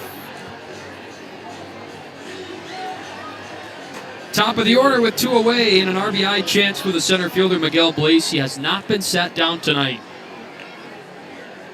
3 for 3 with a double and a pair of singles and has crossed home twice. Amalfi delivers. A big swing and a miss. And it's 0-1. Charles McAdoo has homered for the Buffalo Bison. At least in Game 1 they did. And Buffalo took down Scranton Wilkes-Barre 5-2 with Simeon Woods Richardson getting the win. Scoreless in Game 2. 0-1. Outside edge. Amalfi finds the strike zone and the count now 0-2. In the Blue Jays farm, there are 9 games today. We are only playing 1 of those 9. Vancouver and Everett due for an 8:05 start and a Johnny King start. 3-2, 2.92 ERA. Amalfi ahead of Blaze with the 0-2. Poked foul in the air, headed to the Cats dugout. It'll find the netting. It'll stay in the park, still 0-2. The Dominican Summer League is playing 2 games today. Blue Jays blue fell in extras to the DSL Mariners 8-7, and then Blue Jays red, a 10-4 loss to Arizona red. Amalfi again set up with the 0-2 home. Got Blaze watching, strike 3. Third strikeout of the night for Alex Amalfi. Back-to-back looking Ks, and a leadoff Matt Frazier base hit is left stranded. Portland for just the 2nd time tonight failing to score. We are halfway home. We go to the bottom of the fifth. Cats trailing big. It's 5-1 Portland on the Fisher Cats Radio Network and on our WKXL Game of the Week. There's no better. So we got a little throwback Union, gray socks, you feel me? So it's like we're going back in time. So I feel the presence of Jackie Robinson, you know what I'm saying? All those great guys. So yeah, we're going to play like them too. This logo kind of having this logo here, Triple B's. You know, those guys went through a lot more than I probably could ever imagine. And, you know, it's a fight that they had to put up just so I can get here. And so getting the chance to even wear the jersey and get on the field and play is something huge.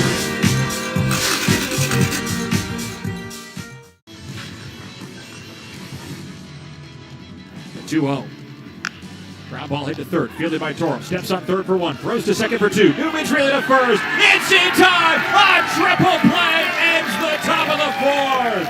You can own a piece of the minor league game. MILB Auctions lets you bid on game used and autographed bats, balls, jerseys, and more, with items added all season long. Want a piece of the minor league game? Visit MILBauctions.com.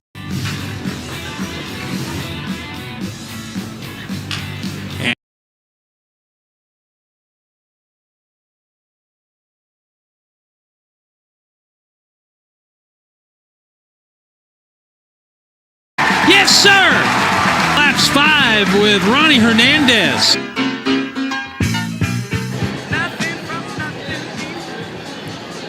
Still England leading 2-1. World Cup quarterfinal in Miami. And we're back for the bottom of the fifth. Chris Jarrett, Adam Glover, still Blake Wehunt. Here's Jackson Hornung as Wehunt delivers home. First pitch knocked out in the air to right field down the line and foul.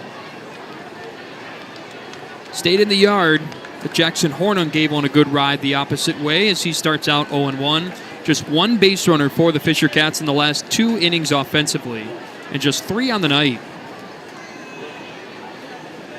It was the middle of the order 4-5-6. 0-1 to Hornung. Tap back to the net. Now 0-2.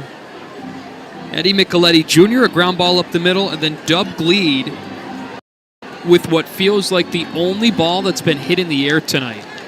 Of every ball that's been put in play, and first of all, only 5 have been knocked in play that have been outs. All 5 have been grounders. It's either been swinging or looking strike 3 or ground outs. I think Gleed's triple to center. The 0-2. Hornung chops it left side and into left field for a base hit. First Fisher Cats leadoff batter to get on tonight. Sea Dogs well in front of New Hampshire in the hit department, 11-4. They lead it 5-1, but still plenty of ball game left to work back from. No one up in the Sea Dogs pen, and it's because Blake Wehunt just broke 60 pitches. And so I think that Kyle Sasela, the acting manager, is just fine with Wehunt at the moment. He can throw upwards of high 80s pitches. Here's Patrick Winkle. Big swing and a miss on the first toss, and it's 0-1. 6 strikeouts, no walks for Wehunt. He had 6 Ks through 3 innings. He had 5 Ks through 2. But he's slowed down a bit as the Cats are starting to get the bat on the ball. All 4 batters put it in play in the fourth, and now Hornung with a leadoff base hit. 0-1, Winkle skies it left side of the infield. Winay at third, underneath, and into the left field grass makes the catch. And there's the first out as Winkle pops out to third. Bottom of the order is Cade Doty.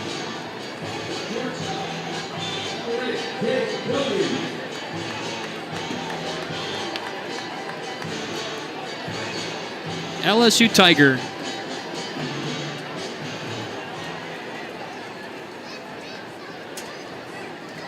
Righty-righty as Wehunt kicks and throws.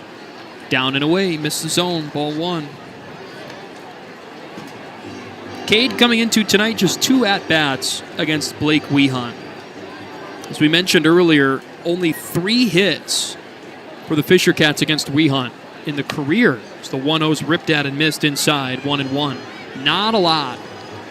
And that's relatively to be expected in Double-A. You can get that at times, especially with how new New Hampshire's lineup is. Ball and a strike. Wehunt throws. Breaking toss, missing upstairs. 2-1 to the second baseman, Doty. He's 0-for-1 tonight. Had a leadoff ground out to begin the home third as the Cats went down in order. for the second time tonight. Got a base runner in 3 of the last 4 innings, but only 1 run. 2-1. Shot to short. Rose with it. Flips to Baez for 1. Throw to first and a 6-4-3 double play. Tucks away the Cats in the bottom of the 5th inning. Leadoff base hit from Jackson Hornung is cut down on the 6-4-3 twin killer, and we go to the 6th. Portland in front on Saturday night. 5.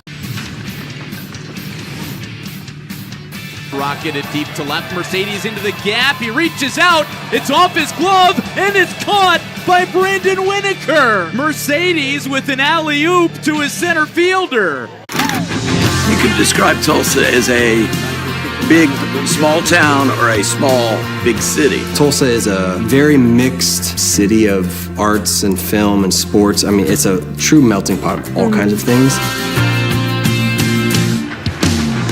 Professional baseball in Tulsa, it's actually older than the state of Oklahoma. It's nice to play in front of, fans that you see on a daily basis.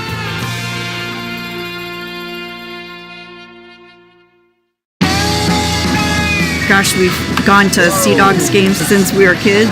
I've been coming to see the Sea Dogs for the last 30 years. Great experience.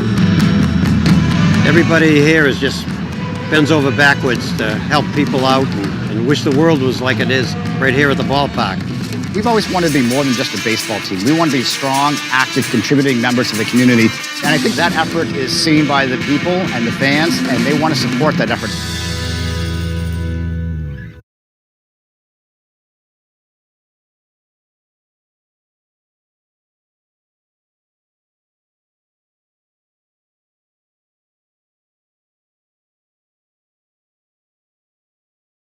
Won 2005.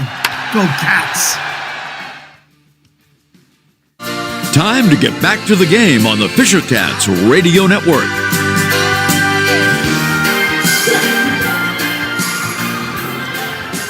Back at Delta Dental Stadium, and it's not gone the Cats' way as they trail it on Saturday night, 5-1. Chris Sterrett, Adam Glover, but a full house in Manchester, and certainly one of those nights that you'll miss at the end of the season. Here's Jack Winnay, the pitch home. Back to the net, it's 0-1. Portland in town, always a great draw with the Fisher Cats in Manchester, New Hampshire. Last night, 4,444 through the gates. Fours were wild. Cats dropped it 7-5. No balls and a strike.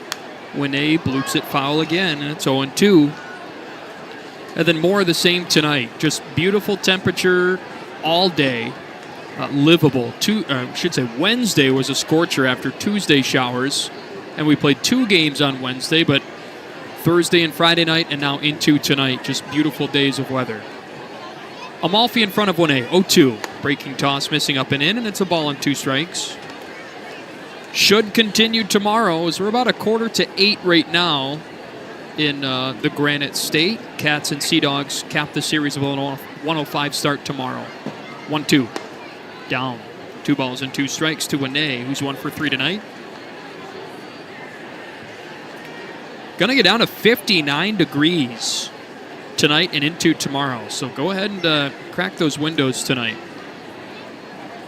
Amalfi's 2-2. Dots the outer half, strike 3 called. Going back to the 5th, it is 3 consecutive looking strikeouts for Alex Amalfi, and there's 1 away in the top of the 6th. Amalfi, also an Ashland, Massachusetts native. I think there's some jawing going on down in the Portland dugout. Brooks Pritchett. Here's Rodelli Martinez, and Amalfi's first offer is up and outside for ball 1. It is final. England takes down Norway 2-1, and they're advancing to the World Cup semifinals. 1-0 off the plate. 2 balls and no strikes. Big night. There's the UFC fights tonight. Argentina and Switzerland due up next to settle the semifinal round. 2-0 to Martinez is blooped foul, third base side. It's now 2-1.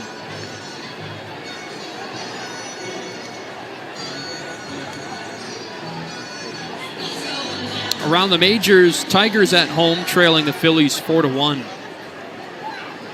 Amalfi's 2-1. Swing and a miss. Martinez comes up dry, and it's 2-2. Blue Jays out west. It's a Trey Yesavage start tonight. Walker Buehler will be his mound opponent.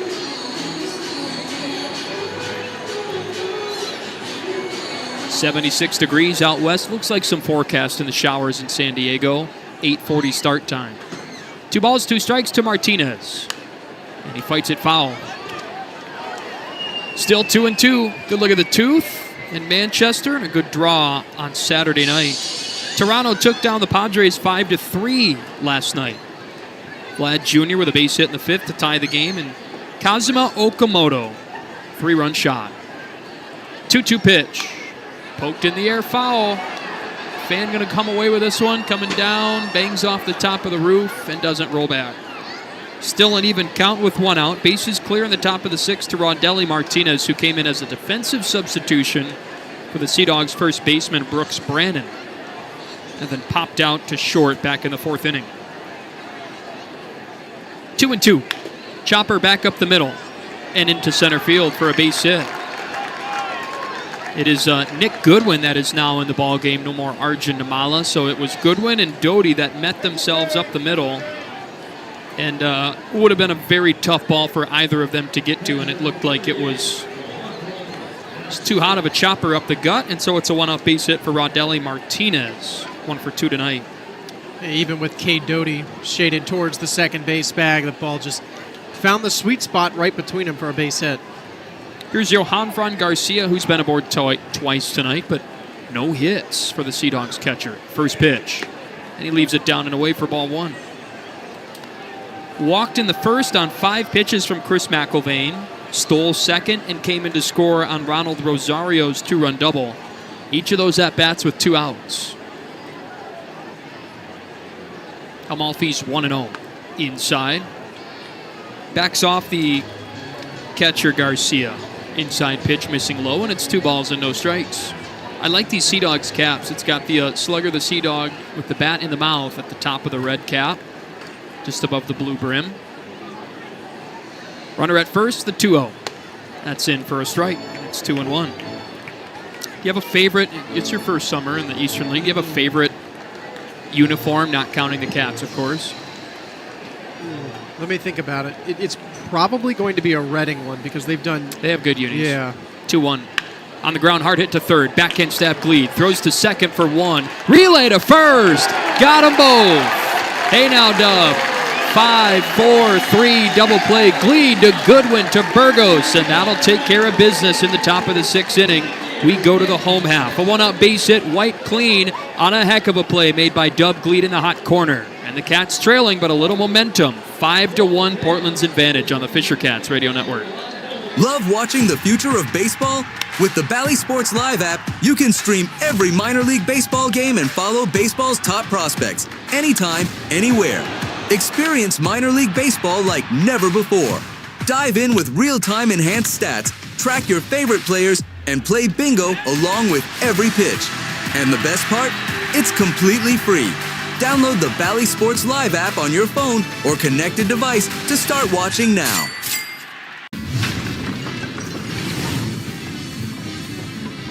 Here's the pitch. Wilkin hammers one. Deep left field. Hicklin back. That's a grand slam. Wilkin clears the bases. Now Black drives one. Deep right field. Azokar back at the wall. It's gone. The Sounds have hit their 2nd grand slam in the game. Wilkin in the 6th inning. Black in the 8th. What a wild night.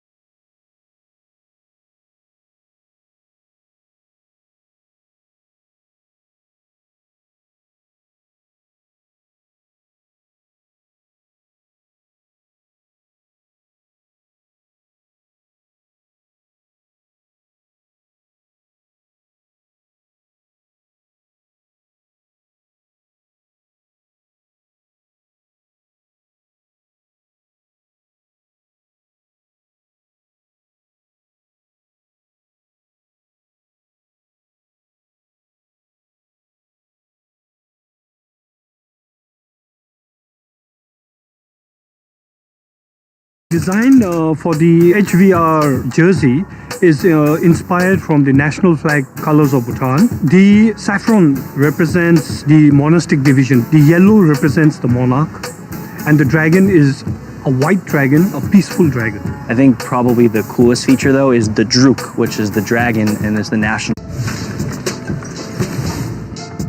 Fisher Cats Radio Network.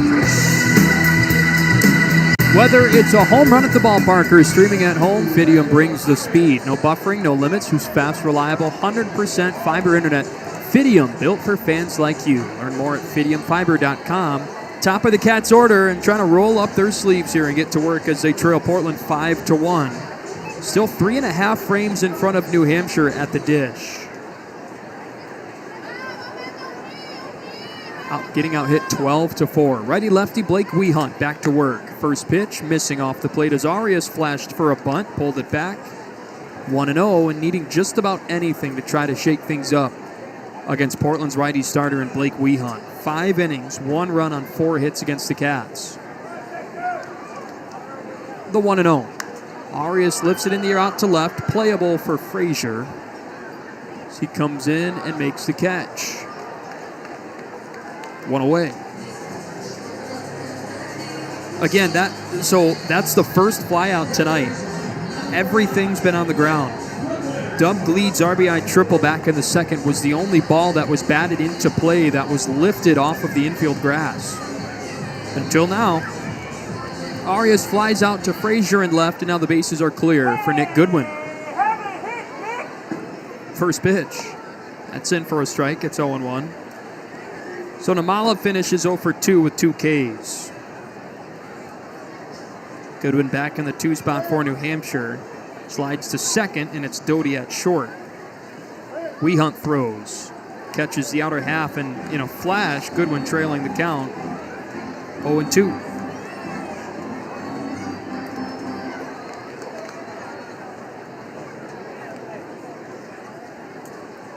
Wines kicks and delivers home. Goodwin fights it back to the net to stay alive, still 0-2. Red Sox earlier today took care of the Mets 4-0. Shutout win. One of the many games already up and down in Major League Baseball today. Only a handful of games in action. 0-2. Goodwin shoots it up the middle and into center field for a base hit. 1-out single for Nick Goodwin, and now Jorge Burgos with some ammunition here, with the Cats trailing by 4. Only 1 extra base hit tonight for New Hampshire, of their now 5 hits in that department. Portland now with the right-hander up and warming. Cats have a quiet pen with the long reliever Alex Amalfi currently in the game. Righty-lefty to Jorge as Wehunt kicks and throws. Good pitch, but it missed up and out for ball 1. Just the second miss of the zone for Wehunt in the 6th.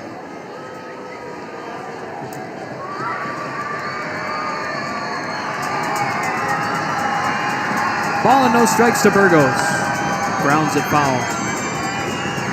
1-1.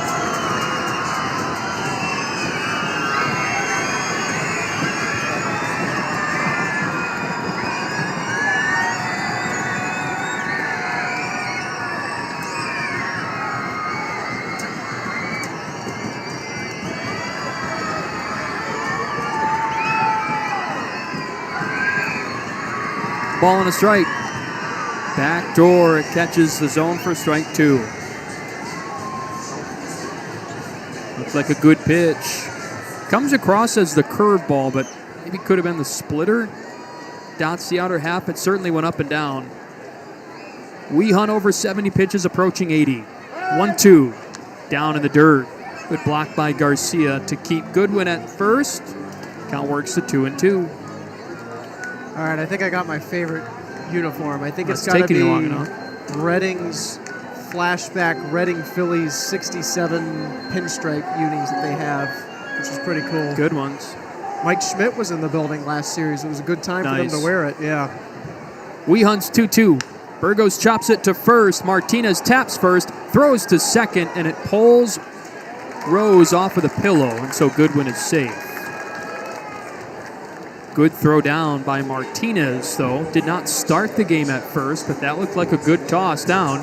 Good when the lead runner advances as they get Burgos on the force-out pillow tap at first. Another look on the stream.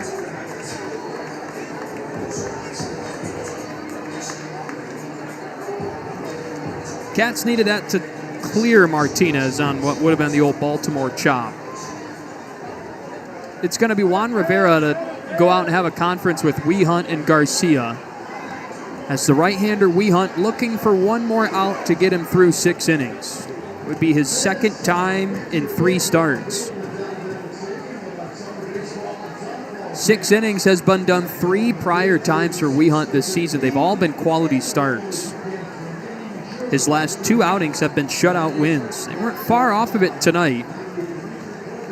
And Eddie Micheletti Jr. one out base hit in the second, followed by a Dub Gleed line drive to center that turned out to be an RBI triple as the Cats on the board. It's 5-1 Sea Dogs. The offense has helped tonight as well. Here's Hedbert Perez, 2 outs, runner at second, the pitch home.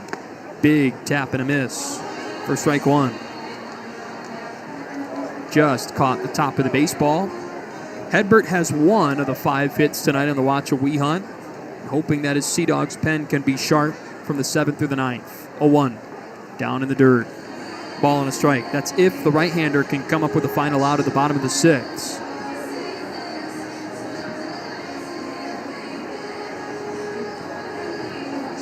Three hits for New Hampshire in their last 3 innings.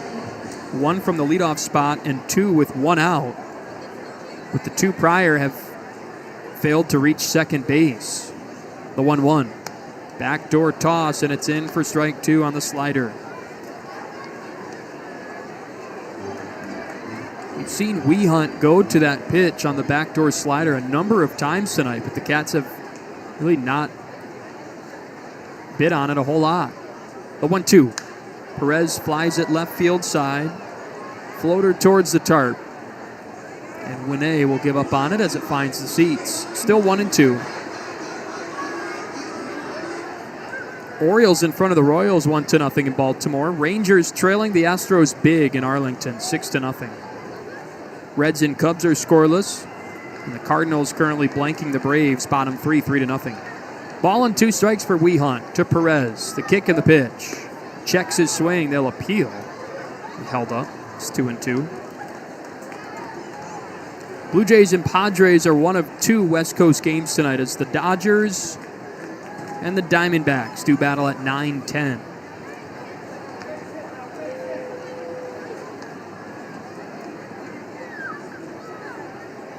Two to Perez. Taps it foul. Behind home plate, staying alive. Wehunt just over 80 pitches. Season high the last time out, 90 pitches, only 47 strikes against Altoona in what was a 10-0 win. He struck out 9. We'll do the 2-2 again. Perez slaps it foul. A long battle with the righty Blake Wehunt. That was pitch 83, which was his season high after he threw it against Somerset. 83 pitches, 53 strikes. What was a Portland come-from-behind 7-6 win. Again, the 2-2. Down and in. Perez has worked a heck of a count to make it full at 3-2. 2-out RBI chance for Hedbert Perez. And this Fisher Cats crowd trying to take care of it. Hoping Perez can deliver. Goodwin at second can move. They're playing deep in the outfield. Wehunt's 3-2. Knocked high in the air out to right. It sends Taylor back to the wall, and that ball is gone. Full count with 2 outs, and Hedbert Perez delivers a big swing on Saturday night. Cats cut into the deficit. It's 5-3 Portland. On the 9th pitch of the at-bat, it's a 2-run Hedbert Perez bomb to right. What an at-bat. And he just sits, breaking ball, and it's hung in the middle of the zone. And he certainly got it high enough, and you're watching Nelly Taylor and Wright just drifting back, and eventually, no doubt about it, and the Cats are back in the ball game. Kyle Sisela coming out to take Blake Wehunt out of it. It was a heck of a start for the Sea Dogs right-hander, but Hedbert Perez got the curveball in a manageable spot, and he sent it over the right field fence. It's a 5-3 game on just the sixth hit of the night for the Cats. We've got ourselves a ball game. Bottom of the sixth, 2 outs and a pitching change from Delta Dental Stadium. Intergalactic fun returns to Delta Dental Stadium in 2026. For 6 games this season, the New Hampshire Fisher Cats will don their Space Potatoes jerseys. Be sure to check the dates, as this only occurs 6 times all season and tickets will go fast. For an out-of-this-world experience, go to nhfishercats.com to view the dates and secure your tickets today. Or call the box office at 603-641-2005. Go Cats! Love watching the future of baseball? With the Bally Sports Live app, you can stream every minor league baseball game and follow baseball's top prospects anytime, anywhere. Experience minor league baseball like never before. Dive in with real-time enhanced stats, track your favorite players, and play bingo along with every pitch. And the best part? It's completely free. Download the Bally Sports Live app on your phone or connected device to start watching now. Calling all aspiring big leaguers to the ballpark for Fisher Cats baseball and softball camps presented by Elliott Health System. Learn from the pros at any one of our camps throughout June, July, and August. Each camper will receive a camp t-shirt and a complimentary ticket to Friday's home game, with additional tickets available at a discounted rate. The cost is $150 per camper and spots are limited, so head over to nhfishercats.com for more information. We hope to see you then, and go Cats! Time for a pitching change. Let's get back to the game on the Fisher Cats Radio Network.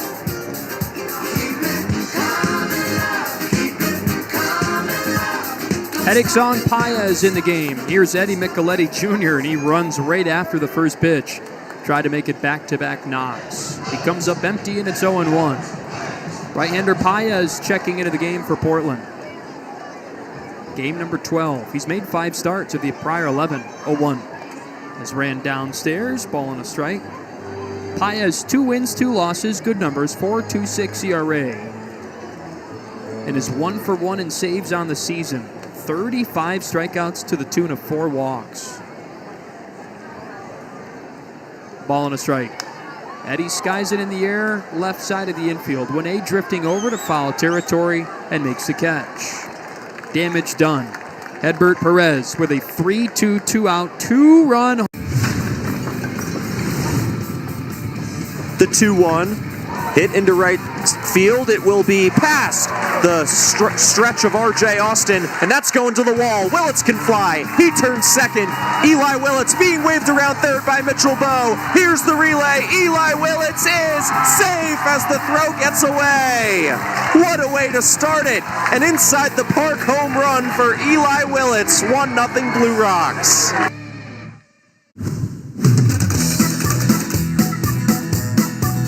Alternate identities are always great because it just adds a new layer. When you talk about Rochester, our most famous cuisine is the garbage plate. It became so popular that Thursdays are for the plates in Rochester. The first alternate identity that we had was the Albuquerque green chili cheeseburgers. So that's what makes minor league baseball great. We have an amazing ability to get in touch with our community. You can own a piece of the minor league game. MILB Auctions lets you bid on game used and autographed bats, balls, jerseys, and more, with items added all season long. Want a piece of the minor league game? Visit MILBauctions.com.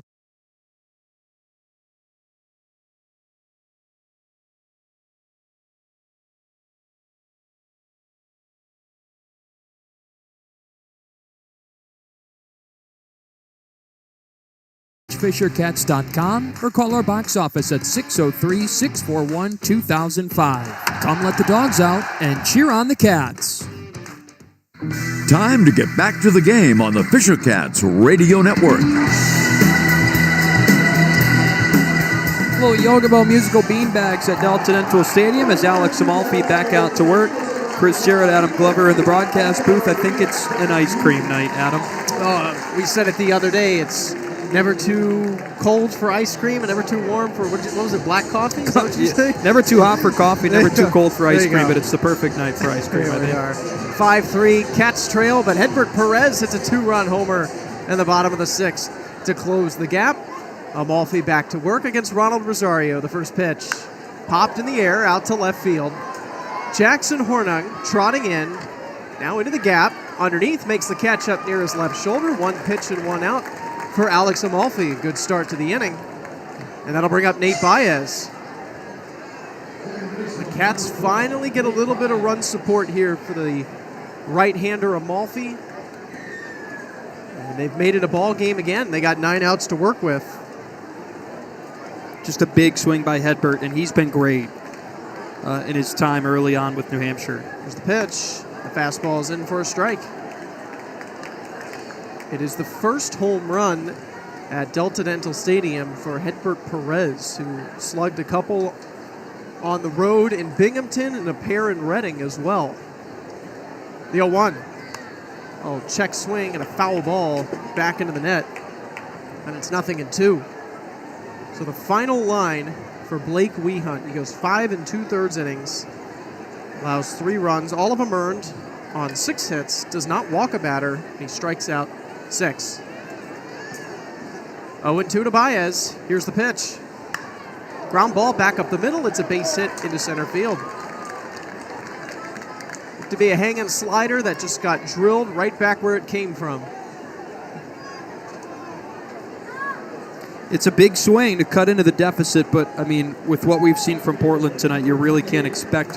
It would be a tremendous effort to keep them at 5 with how in tune this offense has been this week. The goal for Alex Amalfi, let's keep it at 5-3. Try to get it to the bottom of the 7th. He's going to face Matt Frazier, the left fielder, with a runner at first. Here's the pitch. Up and away with the fastball, 1-0. So far, Amalfi 2 2/3 scoreless in relief, 3 hits and 4 strikeouts for the righty.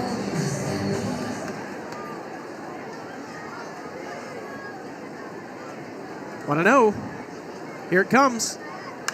Line shot down the left field line, and it's slicing foul. And it'll go into the Portland bullpen.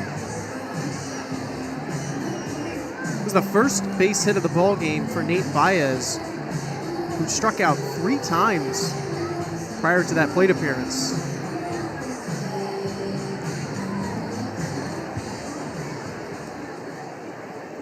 It's a ball and a strike on Frazier. Here's the pitch. An appeal on a pitch that missed upstairs, and Frazier does not go around. Theo Arndt, our third base umpire, positioned towards second base right now with a runner at first.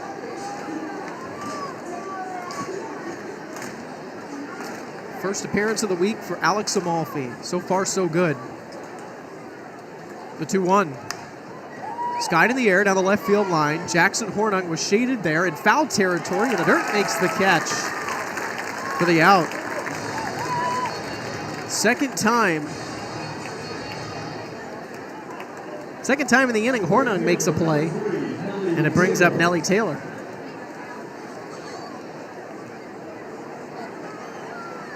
Runner still at first. Portland still leading by 2 on our WKXL Game of the Week. Game 5 of a 6-game series. First time the Sea Dogs are in town. The pitch. Breaking ball that's upstairs. Cats went to Hadlock in the previous 2 series. In early April, the first road trip of the year, and the first road trip of May as well. Portland will be back in August for their second series at Delta Dental Stadium. 1-0, and it misses outside. 2 balls and no strikes as Amalfi falls behind.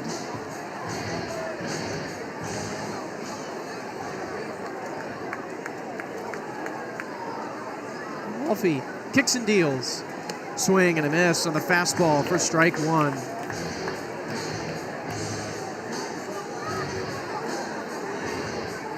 Only 1 appearance for Alex Amalfi in each of the last couple of series. The 2-1, swing and a miss. High fastball, it's 2-2. Suffered a loss at home against the Patriots that picked up a win on the road at Reading in that big Friday night 12-4 win, in which the Cats had a 1-run lead heading into the final couple of innings and then blew the game open. It's 2-2 on Nellie Taylor. Amalfi deals. Line foul right back into the net. Taylor stays alive, 2 balls and 2 strikes. It's the 5th straight appearance out of the bullpen as well for Amalfi. It was not started a game since June 10th.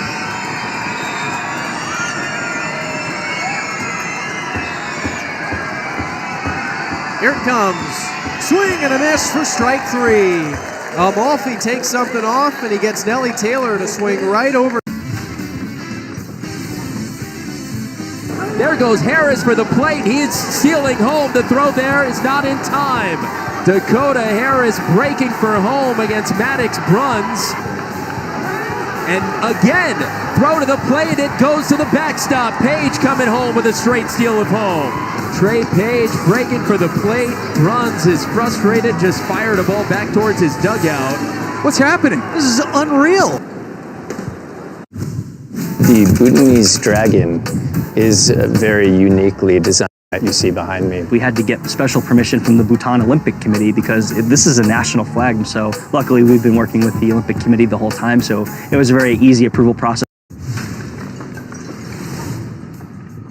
Grounded through the left side, base hit, 32nd RBI of the year. That ball gone, a home run, 3-run shot for Hector Rodriguez. Down the right field line, that's a fair ball. He's a triple shy of the cycle. Warning track, wall, it is off the wall, and it bounces away. Rodriguez headed for third, dives in, ahead of the throw, it's a cycle for Hector Rodriguez. Can pick a plan which lets you select your own 7 or 12 game package. Get your mini plan at nhfishercats.com. Go Cats!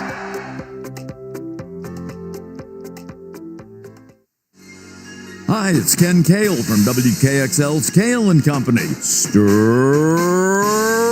time is over. Now back to the Fisher Cats Radio Network.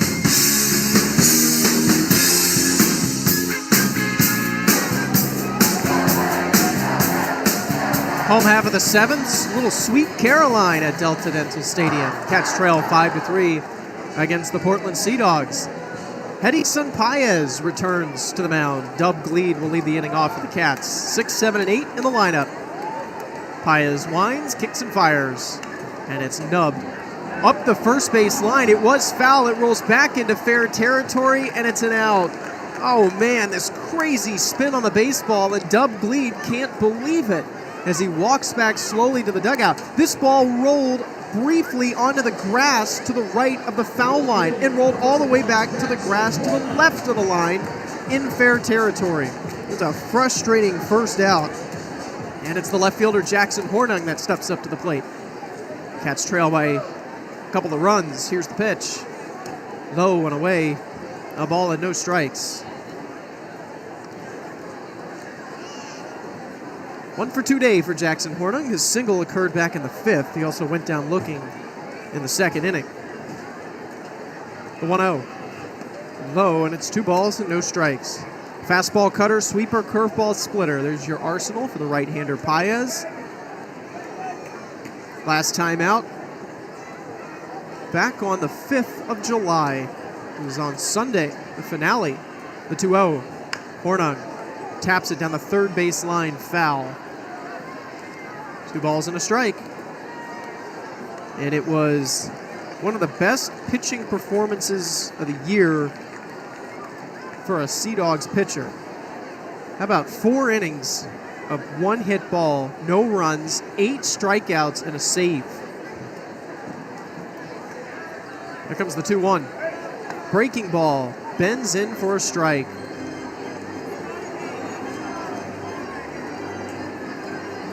Paez trying to keep the score where it's at. Trying to get Blake Wehunt a win as Hornung calls time.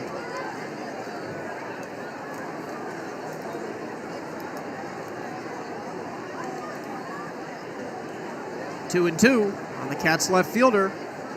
Here's the pitch. Little check swing roller to short. Charging in Caden Rose, who sets his feet and throws to first base in time for the out. Another great play by Caden Rose, and there's 2 away. It brings up the catcher, Patrick Winkle.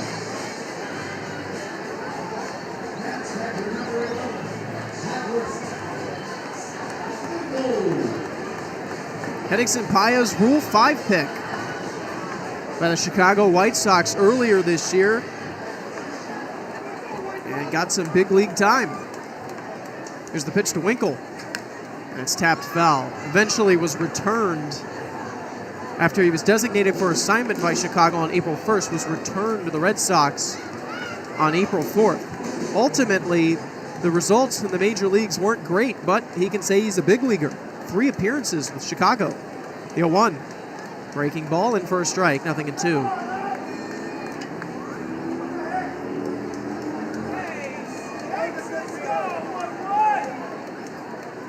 His debut actually occurred on opening day. Gave up 3 runs on 2 hits in an inning and a third against the Milwaukee Brewers.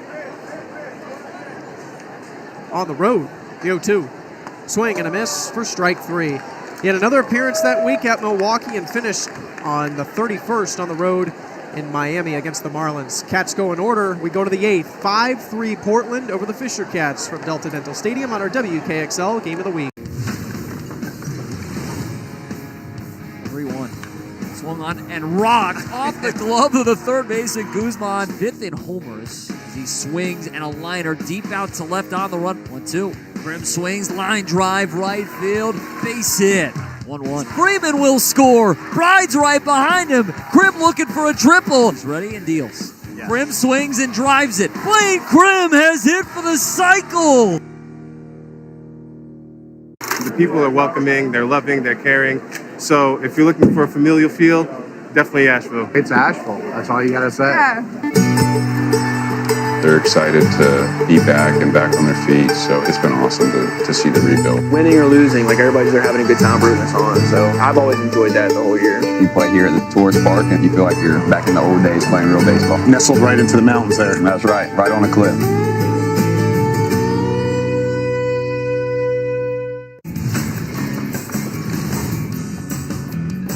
Giving up Josh Naylor, who's on an expiring deal. Oh, that was nasty.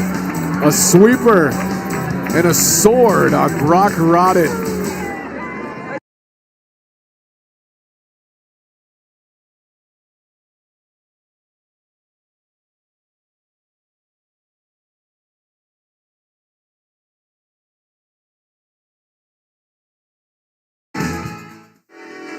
What's up, Fisher Cats fans? It's Tyler Zickel with the Vancouver Canadians, and you're listening to Fisher Cats Baseball on the Fisher Cats Radio Network. Meow.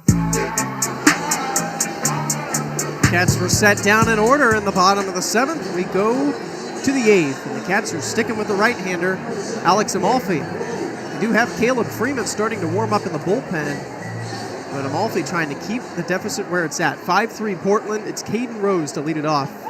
The Sea Dogs shortstop. Righty the pitch. Fastball misses, a ball and no strikes. It is 3 1/3 scoreless for Alex Amalfi, 4 hits and 5 strikeouts for the righty.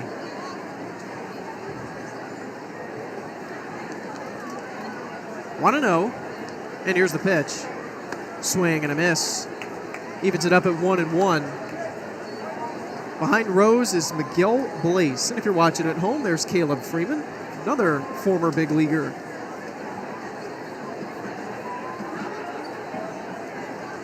The 1-1, low and away in the dirt.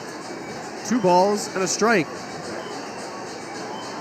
Freeman also making his major league debut with the Chicago White Sox. Now his was a couple of seasons ago.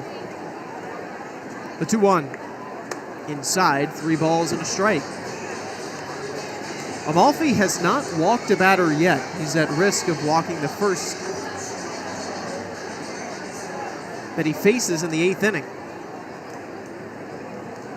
3-1. Rose lays off a breaking ball, and it's in for strike 2.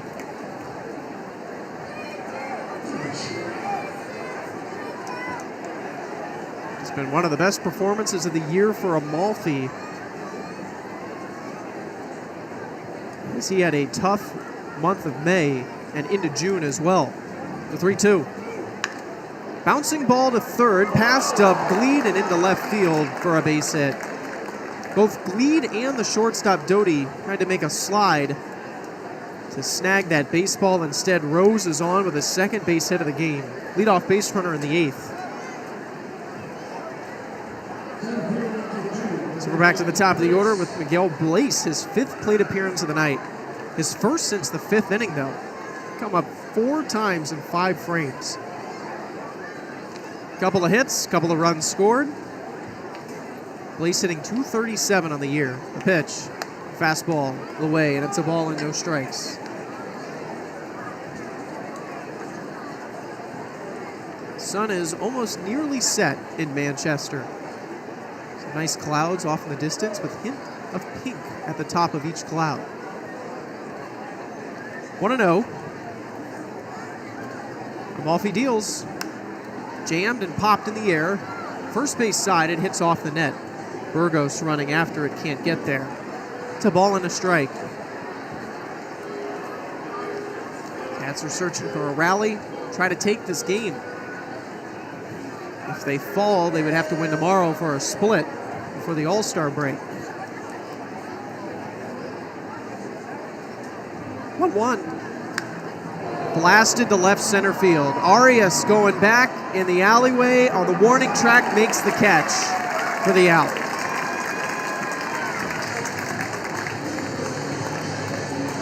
Second time the Cats have been able to sit down Blaze. Well, he certainly hit it far. 339 feet. That alleyway in left center field is certainly further than that, but the elevation on it at nearly also 100 off the bat made it look like it was going a little bit further. Jack Winney, the third baseman, up to the plate. Another righty. 5 runs on 14 hits for Portland. The pitch up and inside, nearly got a piece of Winney. 3 runs, 6 hits, no errors for the Cats.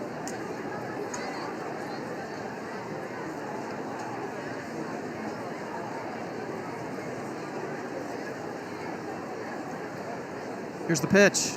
Fastball low, 2 balls and no strikes.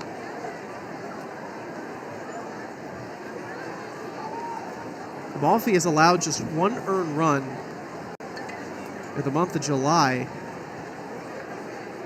between his appearance in Reading and tonight. 2-0, runner goes. Pitch misses low, throw to second base from Winkle. The tag from Goodwin, not in time. Stolen base for Caden Rose.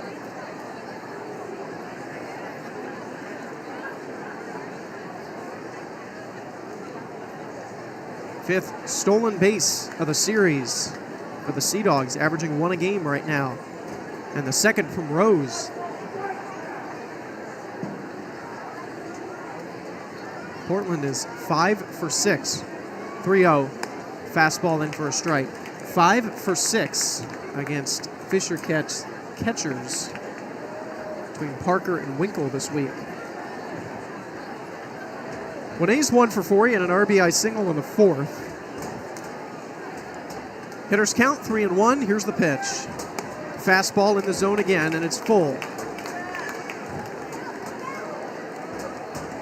So Amalfi searching for a big second out. Gave up a leadoff base hit to Rose. And then got Miguel Blaze to fly out.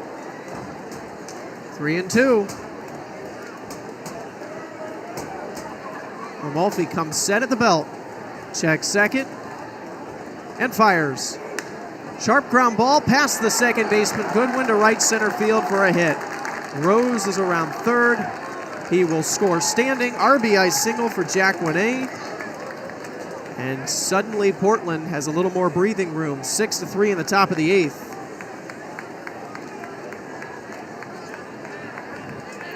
Nick Goodwin was shaded towards the second base bag. And he had no chance to make a play on that one, and that is going to be it for Alex Amalfi. So he does end up allowing an earned run. He is responsible for that runner at first. 1 away, top of the 8th inning. 6-3 Portland. The pitching change. We'll be right back on WKXL and the Fisher Cats Radio Network. And we're back with the action. Coke Zero Sugar might be the best Coke ever. That's right, Jim. With an irresistible taste and zero sugar, Coke Zero Sugar is a must-try for any sports fan. So make sure you... Wait, Jim, I didn't mean try it right now. We're still on the air. Best Coke ever? Take a taste, Jen. Really? No, not right now, Jen. We got a game to call. Summer means baseball, longer days, and more time to enjoy your land. At MB Tractor and Equipment, with 9 locally owned dealerships across New England, there's a Kubota built for every job. From landowners to landscape and construction professionals, Kubota helps you get more done with compact tractors, commercial zero-turn mowers, and rugged construction equipment. MB Tractor and Equipment and Kubota. Discover a deeper connection with the land you love. End your summer nights with a bang at Delta Dental Stadium. Every Friday in April and May ends with post-game Atlas fireworks. And starting in June when those warm summer nights approach, join us for Mega Blast weekends. Post-game fireworks on Fridays and Saturdays all summer long. To the corner, and it's gone! Visit nhfishercats.com or call the box office at 603-641-2005 to get your tickets today. And go Cats! Time for a pitching change. Let's get back to the game on the Fisher Cats Radio Network.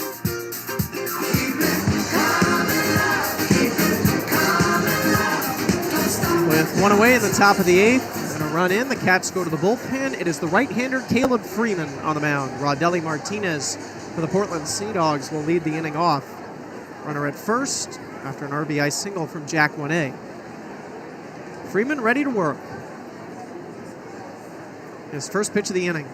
It's a breaking ball, grounded foul. Been a great stretch for Caleb Freeman. He is not allowed a run in 6 straight outings. He is not allowed a run in 12 of his last 13. Second appearance in the week for the right-hander who came in for Game 2 of the doubleheader on Wednesday. Picked up 4 outs in the game. 0-1. Upstairs with a fastball. 1-1 the count. Alex Amalfi, the runner over at first base, is his responsibility. It's 3 2/3 though for Alex. 6 hits. Did not walk a batter. He struck out 5. 1-1. Breaking ball is walloped to right field. Micheletti Jr. going back, and it's out of here. Rodelli Martinez, it's his first home run of the year. It's a 2-run blast, and Portland has an 8-3 lead in the top of the 8th. That'll close the line on Amalfi. It's 2 earned runs for him. And Freeman's stretch of 6 straight outings without an earned run, or run in general, is snapped right there. Martinez gave it a ride. Eddie Micheletti Jr. was hoping to play this off the wall. Really didn't run back to the track, but it landed in a similar spot to Jorge Burgos' grand slam on Thursday, down into the corner. Here's the pitch from Freeman, and it's to Johanfran Garcia in for a strike. 16 hits tonight for the Sea Dogs. And like Chris Jarrett said an inning ago, felt like 5-3 would be ridiculous to think the 0-1 up and away. But the way that Portland's been hitting this week, that 5 runs was going to be the amount that they were going to end the night with. Cats were unable to score in the 7th, and now they trail by 5 in the 8th. 1-1. Tapped foul. So Rodelli Martinez, who did not start tonight, came in as a defensive replacement in the 4th inning. Actually, in the bottom of the 3rd, had his first plate appearance in the 4th inning. Delivers a huge blow late in the game. Freeman, at the very least, it's a 5-run game, needs a couple of outs here, see if he can get the Cats' offense back up to the plate. New Hampshire still has 6 outs to work with. The 1-2. Breaking ball, and it's blasted in the right. Down the line in the corner, now in foul territory. And Eddie Micheletti Jr. lets it land foul as it bounces out of play.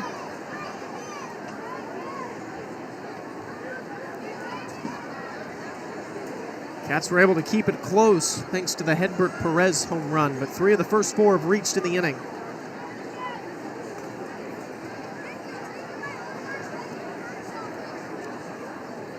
1-2. Here's the pitch. Fouled out of play. Freeman goes with a fastball touching 95 miles an hour. Freeman closed out the first win of the year for the Cats back on April 4th, Saturday, here at home against the Binghamton Rumble Ponies. 1-2. Swing and a miss for strike 3. With the slider, Freeman picks up a strikeout. And there's 2 away in the 8th. Fastball, slider, curveball. That's the arsenal for Freeman. Here comes Ronald Rosario as the Cats are behind 8-3. Like we said earlier, Freeman, it was a big leaguer. Chicago White Sox made a handful of appearances for the big league club. Here's the pitch. Breaking ball up and away. He was a 15th round pick by the White Sox in 2019. Was able to make it as high as AAA Charlotte, the Knights. The 1-0. That's fouled back.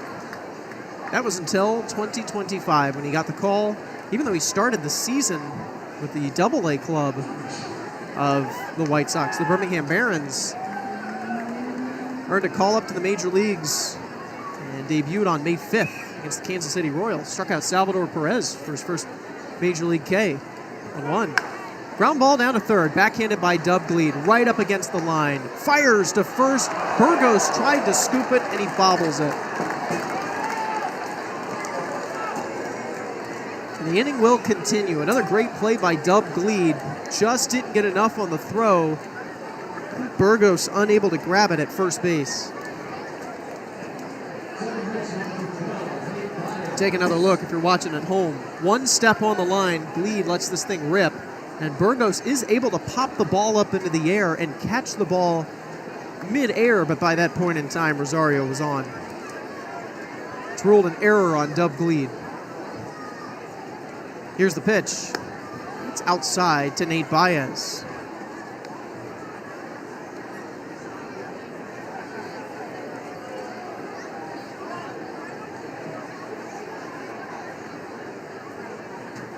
Freeman trying to get through the 8th inning. 1-0. Swing and a miss for strike 1. Freeman pitched in 4 big league games before being optioned back to Charlotte. And actually got another call up to the bigs about a month later on June 3rd for one more outing before he was designated for assignment. 1-1. Another one to right field and deep. Eddie Micheletti Jr., though, shy of the warning track, makes the catch, and the inning is over. A 3-run score on 3 hits, an error, a runner left stranded, the big blow, the Rodelli Martinez 2-run homer. We'll go to the bottom of the 8th. The Cats have some work to do. It's 8-3 Portland on our WKXL Game of the Week, your home of Fisher Cats baseball. End your summer nights with a bang. Gosh, we've gone to Sea Dogs games since we were kids. I've been coming to see the Sea Dogs for the last 30 years. Great experience. Everybody here is just bends over backwards to help people out and wish the world was like it is right here at the ballpark. We've always wanted to be more than just a baseball team. We want to be strong, active, contributing members of the community. And I think that effort is seen by the people and the fans, and they want to support that effort.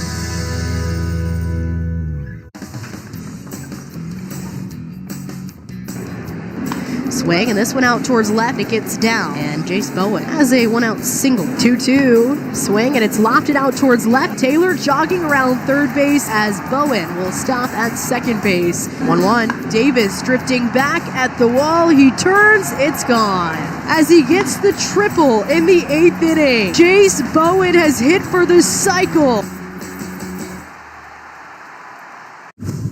I thought they knocked it out the park, no pun intended. Great fit, too. That's always a big thing. You can never overstate what Hank means. I mean, him and Willie. I mean, to me, they're royalty. This is definitely something way bigger than me, so to just be able to be included in this, absolute honor, man. I just love the name of what I'm representing. Obviously, what's on my back. You know, we celebrate Juneteenth. We celebrate the life of Willie Mays. So I'm just grateful out here, man. Fisher Cats Baseball. It's a big top of the 8th inning for the Portland Sea Dogs. They scored 3 runs. It was the first time they'd scored in an inning since the 4th, and they lead New Hampshire 8-3. They're out hitting the Cats 16-6. 6 outs to work with, though. Bottom of the 8th, and Cade Doty, the Cats shortstop, will lead it off. Hedrickson Paez back to work. Here's the pitch. Breaking ball, and it bends in for a strike. 0-1.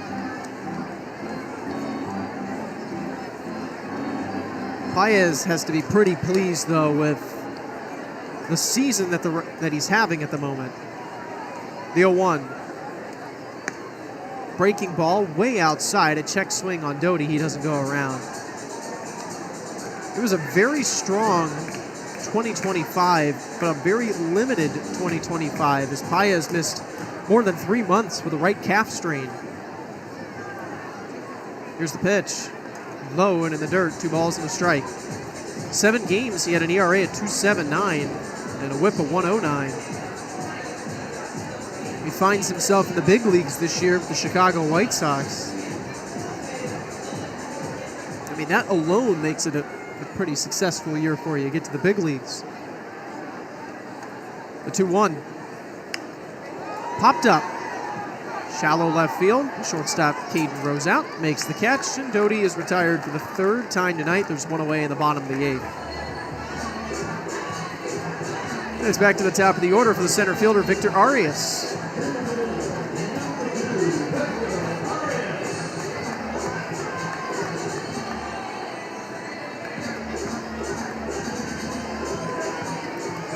For Paez this season, it's his 12th appearance with the Portland Sea Dogs. Here's the pitch.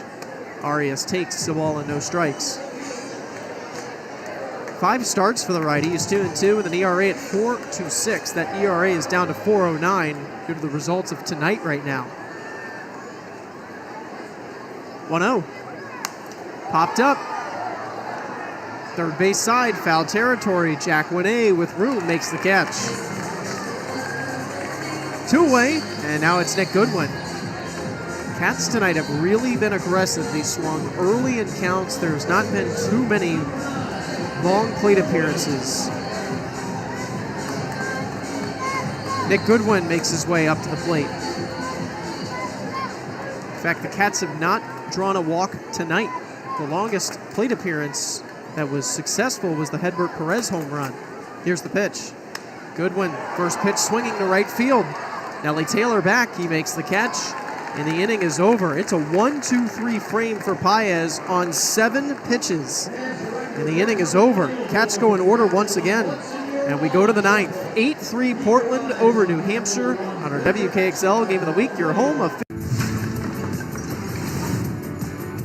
1-2. Maduro grounds it towards short. Holiday diving, stop, glove flip for 1. What a play! But Ethan Holiday with a spectacular stop.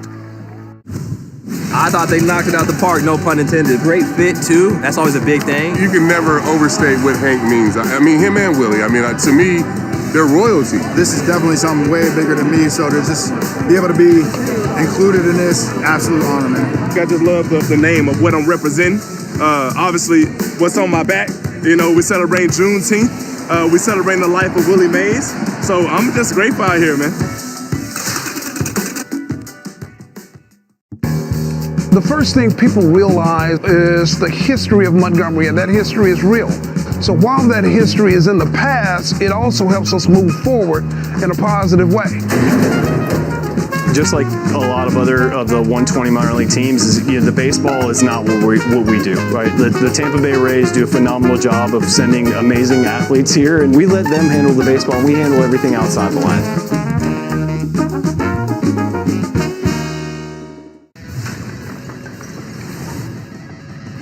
Starter Henry Baez was very good. Line drive. Glove by Leo and a leaping catch at shortstop.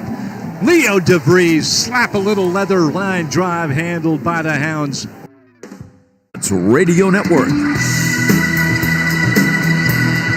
Good night for baseball at the Tooth. It's a fireworks Saturday post-game Atlas Fireworks. Unfortunately, the Cats trail 8-3.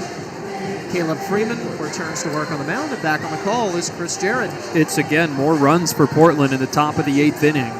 to pay dividends. Last night, it was a 2-run shot for Ronald Rosario that broke a scoreless game open. And not the case tonight. Portland has held and maintained a lead just about the entire time. As Caleb Freeman back to work and misses with his first pitch down and away. 7-8-9 for Portland in the top of the ninth, beginning with Matt Frazier.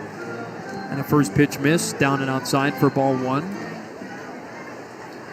And what was just 1 run into the top of the 8th for Portland turned into 3. Cut and a miss. Frazier comes up empty. It's a ball and a strike. It was a 2-run homer on the 3rd pitch on Caleb Freeman's watch that gives Portland the runs of support that they needed. It was a 5-3 game after Perez's 2-run shot in the 6th. Nothing since for the Cats. 1-1. Called strike 2.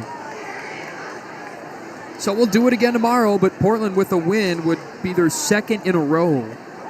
And in response to New Hampshire's 2-game win streak, it would be Portland rattling off back-to-back wins. Ball and 2 strikes from Freeman. Inside. And the count now works to 2 balls and 2 strikes. New Hampshire would then have to fight tomorrow for the series split. It would be the 2nd consecutive week for the Cats going into a Sunday finale in need of a win to force a split. That's exactly what happened in Reading, and they did give the win to split the series down the middle. 2-2 toss. Frazier gets rung up watching strike 3 on the outer half. 2nd strikeout for Caleb Freeman, and the 9th begins with a looking K. Just clipped the border. Now here's the right fielder, Nelly Taylor. Good pitch from Freeman and a good start. Sits down his first batter faced in the 9th. Righty-lefty matchup to Taylor, who is looking for his first time aboard tonight. Only Sea Dogs batter that has failed to reach. First pitch to him is down and outside for a ball. It's 1-0.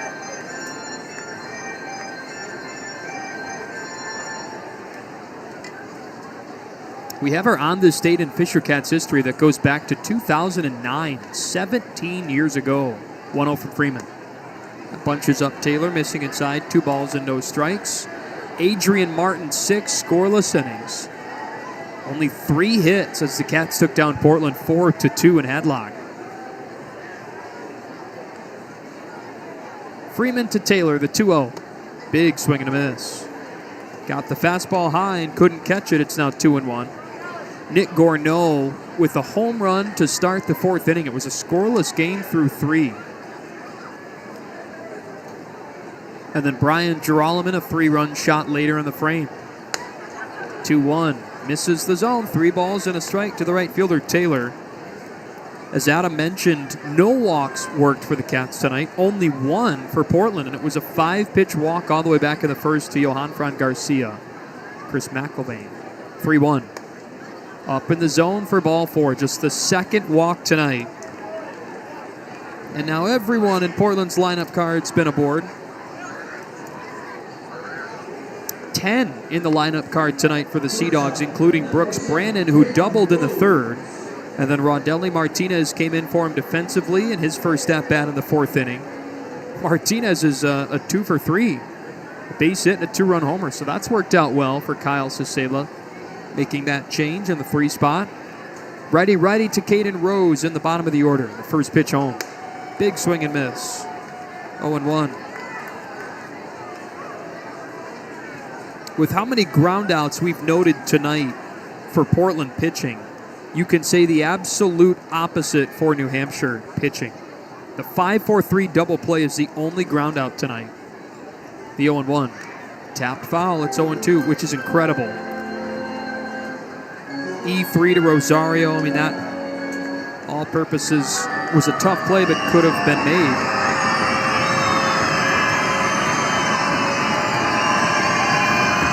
Largest crowd of the season tonight. Just over 5,300 in the house. Freeman's 0-2. Swing and a miss, strike 3. 2 strikeouts for the right-hander Caleb Freeman in the 9th. And now the top of the order is Miguel Blaze with a runner at first and 2 away. Boy, Rose has played well tonight at short. His first start at short.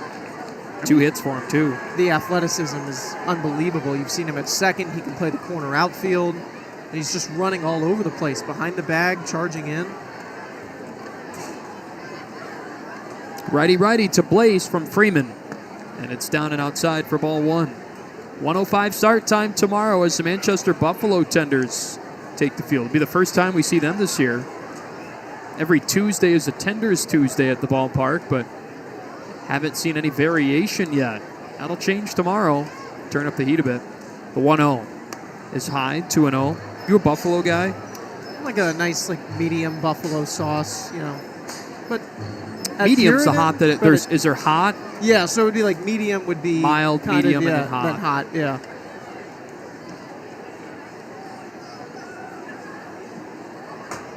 Freeman's 2-0. A bloop shot behind home plate headed for the lower bowl. Fouled away. It's 2-1. Just down the hall to our left.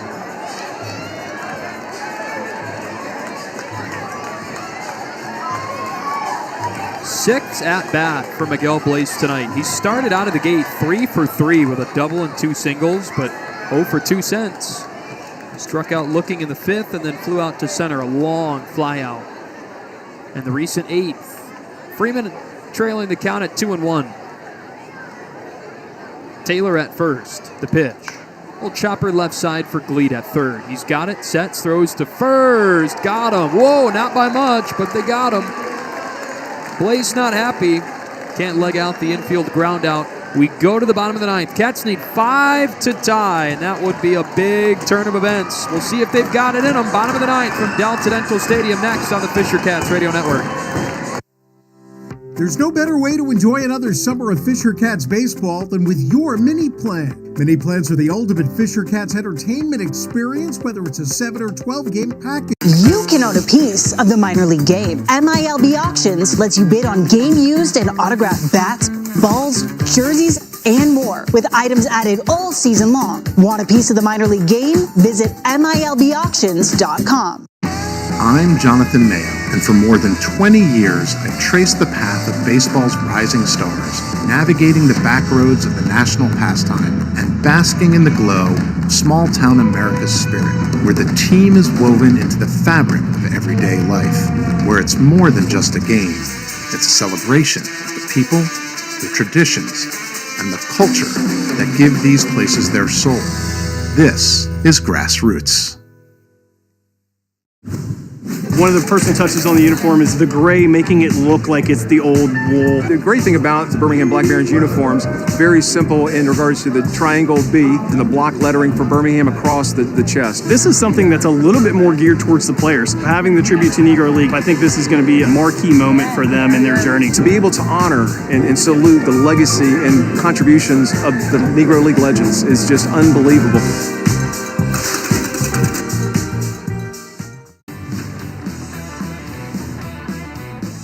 The 1-0. Anderson blasts it deep left field. It's a walk-off grand salami for Jose Anderson, and the Warbirds win it 11-7.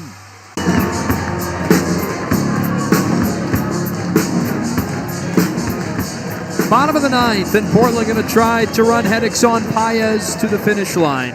5 2/3 for Blake Wehunt, and he fell 1 out shy from 6 innings tonight in a quality start, as Hedbert Perez knocked a 2-run homer off of him with 2 outs in the bottom of the 6th inning to make it at the time a 5-3 game. But Portland with 3 in the 8th and a 5-run advantage. Here's Jorge Burgos. The first pitch is in there for a strike. It's 0-1. 7 pitches, 4 strikes for Paez in the 8th.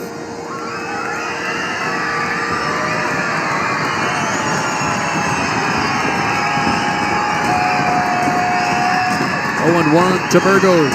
Swing and a miss. And the count now at 0-2. Just going to need things to be different here in the 9th if the Cats can come all the way back. And they begin it with 3 left-handers out of the gate. No one throwing for Portland. Everybody's up on the padded wall. 0-2 to Burgos. Downstairs, ball and 2 strikes. Cap the series tomorrow with the left-hander Mason Olson getting the go. And then for Portland, it was supposed to be Michael Sansone, but got the promotion to AAA, so a TBD for the Sea Dogs tomorrow. A ball and 2 strikes to Burgos. A swing and a miss for strike 3. Second strikeout for Paez, and there's 1 gone in the 9th. He has retired all 8 batters faced. Tough assignment for New Hampshire to get a base runner, let alone come up with a 5-out rally. And with 2 outs at that to work with. Here is the man that delivered the big swing back in the bottom of the 6th. Just the second run-scoring swing of the night for New Hampshire, and the only since then. First toss. Outside for ball 1. 2 for 3 tonight. Hedbert has carried the offense. A base hit in the 4th that was stranded, but the 2-run home run.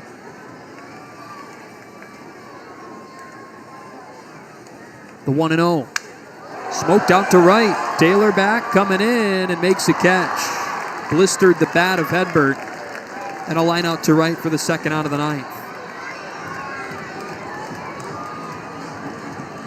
Got a changeup off the plate. Was able to certainly get around on it, but the broken bat took all that exit velo off of the ball. Down to their final out, it's Eddie Micheletti Jr., who homered last night on Italian Heritage Night. He was pretty fired up about it. First pitch to him. Shot in the left center, down for a base hit. Not done yet. Eddie Micheletti Jr. comes up with his second hit of the ball game. Only 2 Cats to finish with more than a hit tonight, and it's the 4-5 combo of Perez and Micheletti Jr. Soap quickly passes the bat to Dub Gleed, who stands in from the right side. Dub with an RBI triple. Back in the second inning. His first with New Hampshire. Righty-righty matchup with Paez, who pitches. And Gleed topples it foul, 0-1. 2 outs on 6 pitches for Paez.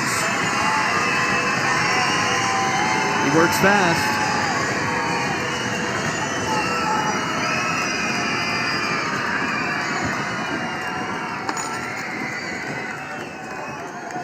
The 0-1. Down and away. 1 ball and 1 strike. Only thing we know is Olsen starts tomorrow for New Hampshire, unless that changes. But he's 4-2 on the year and a 3.99 ERA. Ball and a strike.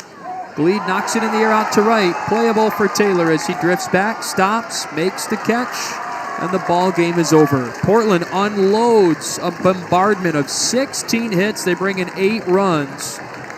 And 3 in the top of the 8th inning to break what was a 5-3 advantage, a little bit more open, and help pick up their 3rd win of the week. Sea Dogs will not lose this series. The win tonight, their 3rd in New Hampshire, and at least ensuring a series split against New Hampshire.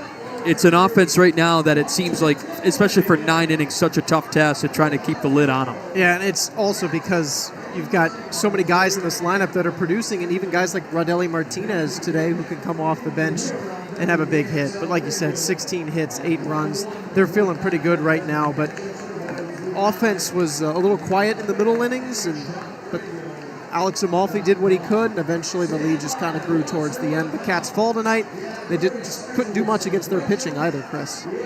Portland turned the offense on early. Blake Wehunt kept the lid on the Cats through about 6. Hedbert Perez, a 2-run home run. Dub Gleed, his first triple, highlight the night for the Cats, but an 8-3 loss on Saturday night. Largest crowd of the season for New Hampshire, and they've come out for post-game Atlas fireworks. Adam Glover takes you the rest of the way in the Fisher Cats post-game show. We close the series tomorrow with a 1:05 start time. We'll be on the air at 12:35. But for now, it's Adam with the post-game show coming up next on the Fisher Cats Radio Network. Hey, big thanks to Andrew Gibson back at our WKXL studios, getting you the game of the week. As the first 1,000 fans that get a cupcake are going to go home with a free cupcake at Delta Dental Stadium. So a little parting gift for the folks that came out tonight. We'll talk about tonight's game more coming up next on the post-game show.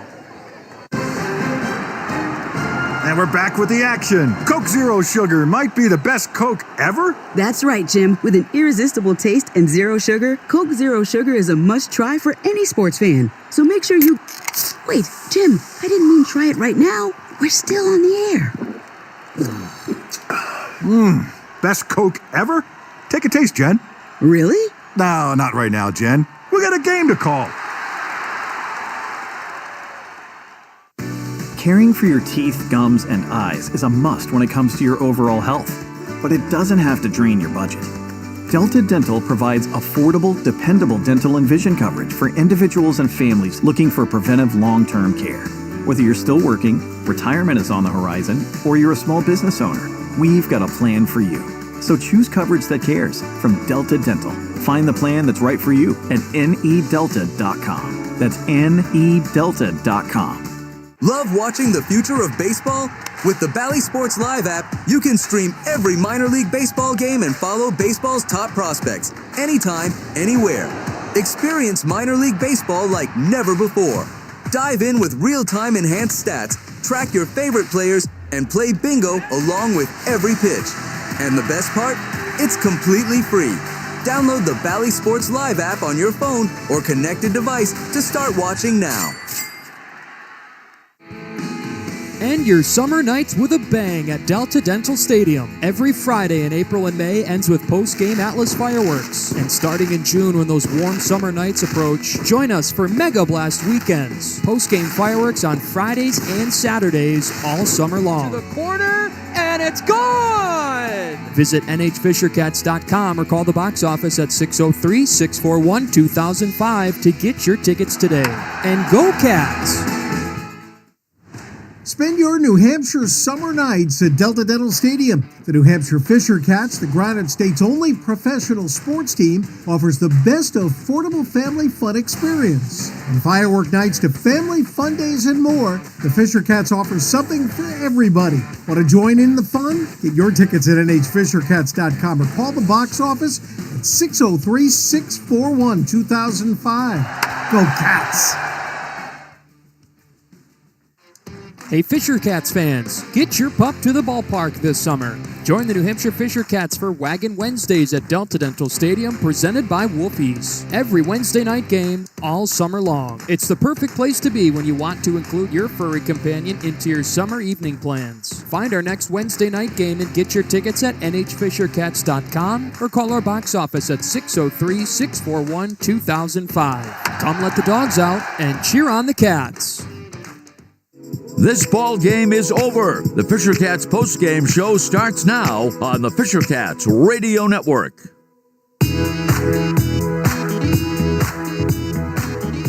Tough loss tonight for the New Hampshire Fisher Cats. They fall to the Portland Sea Dogs by a final score of 8-3. We welcome you into the Fisher Cats postgame show.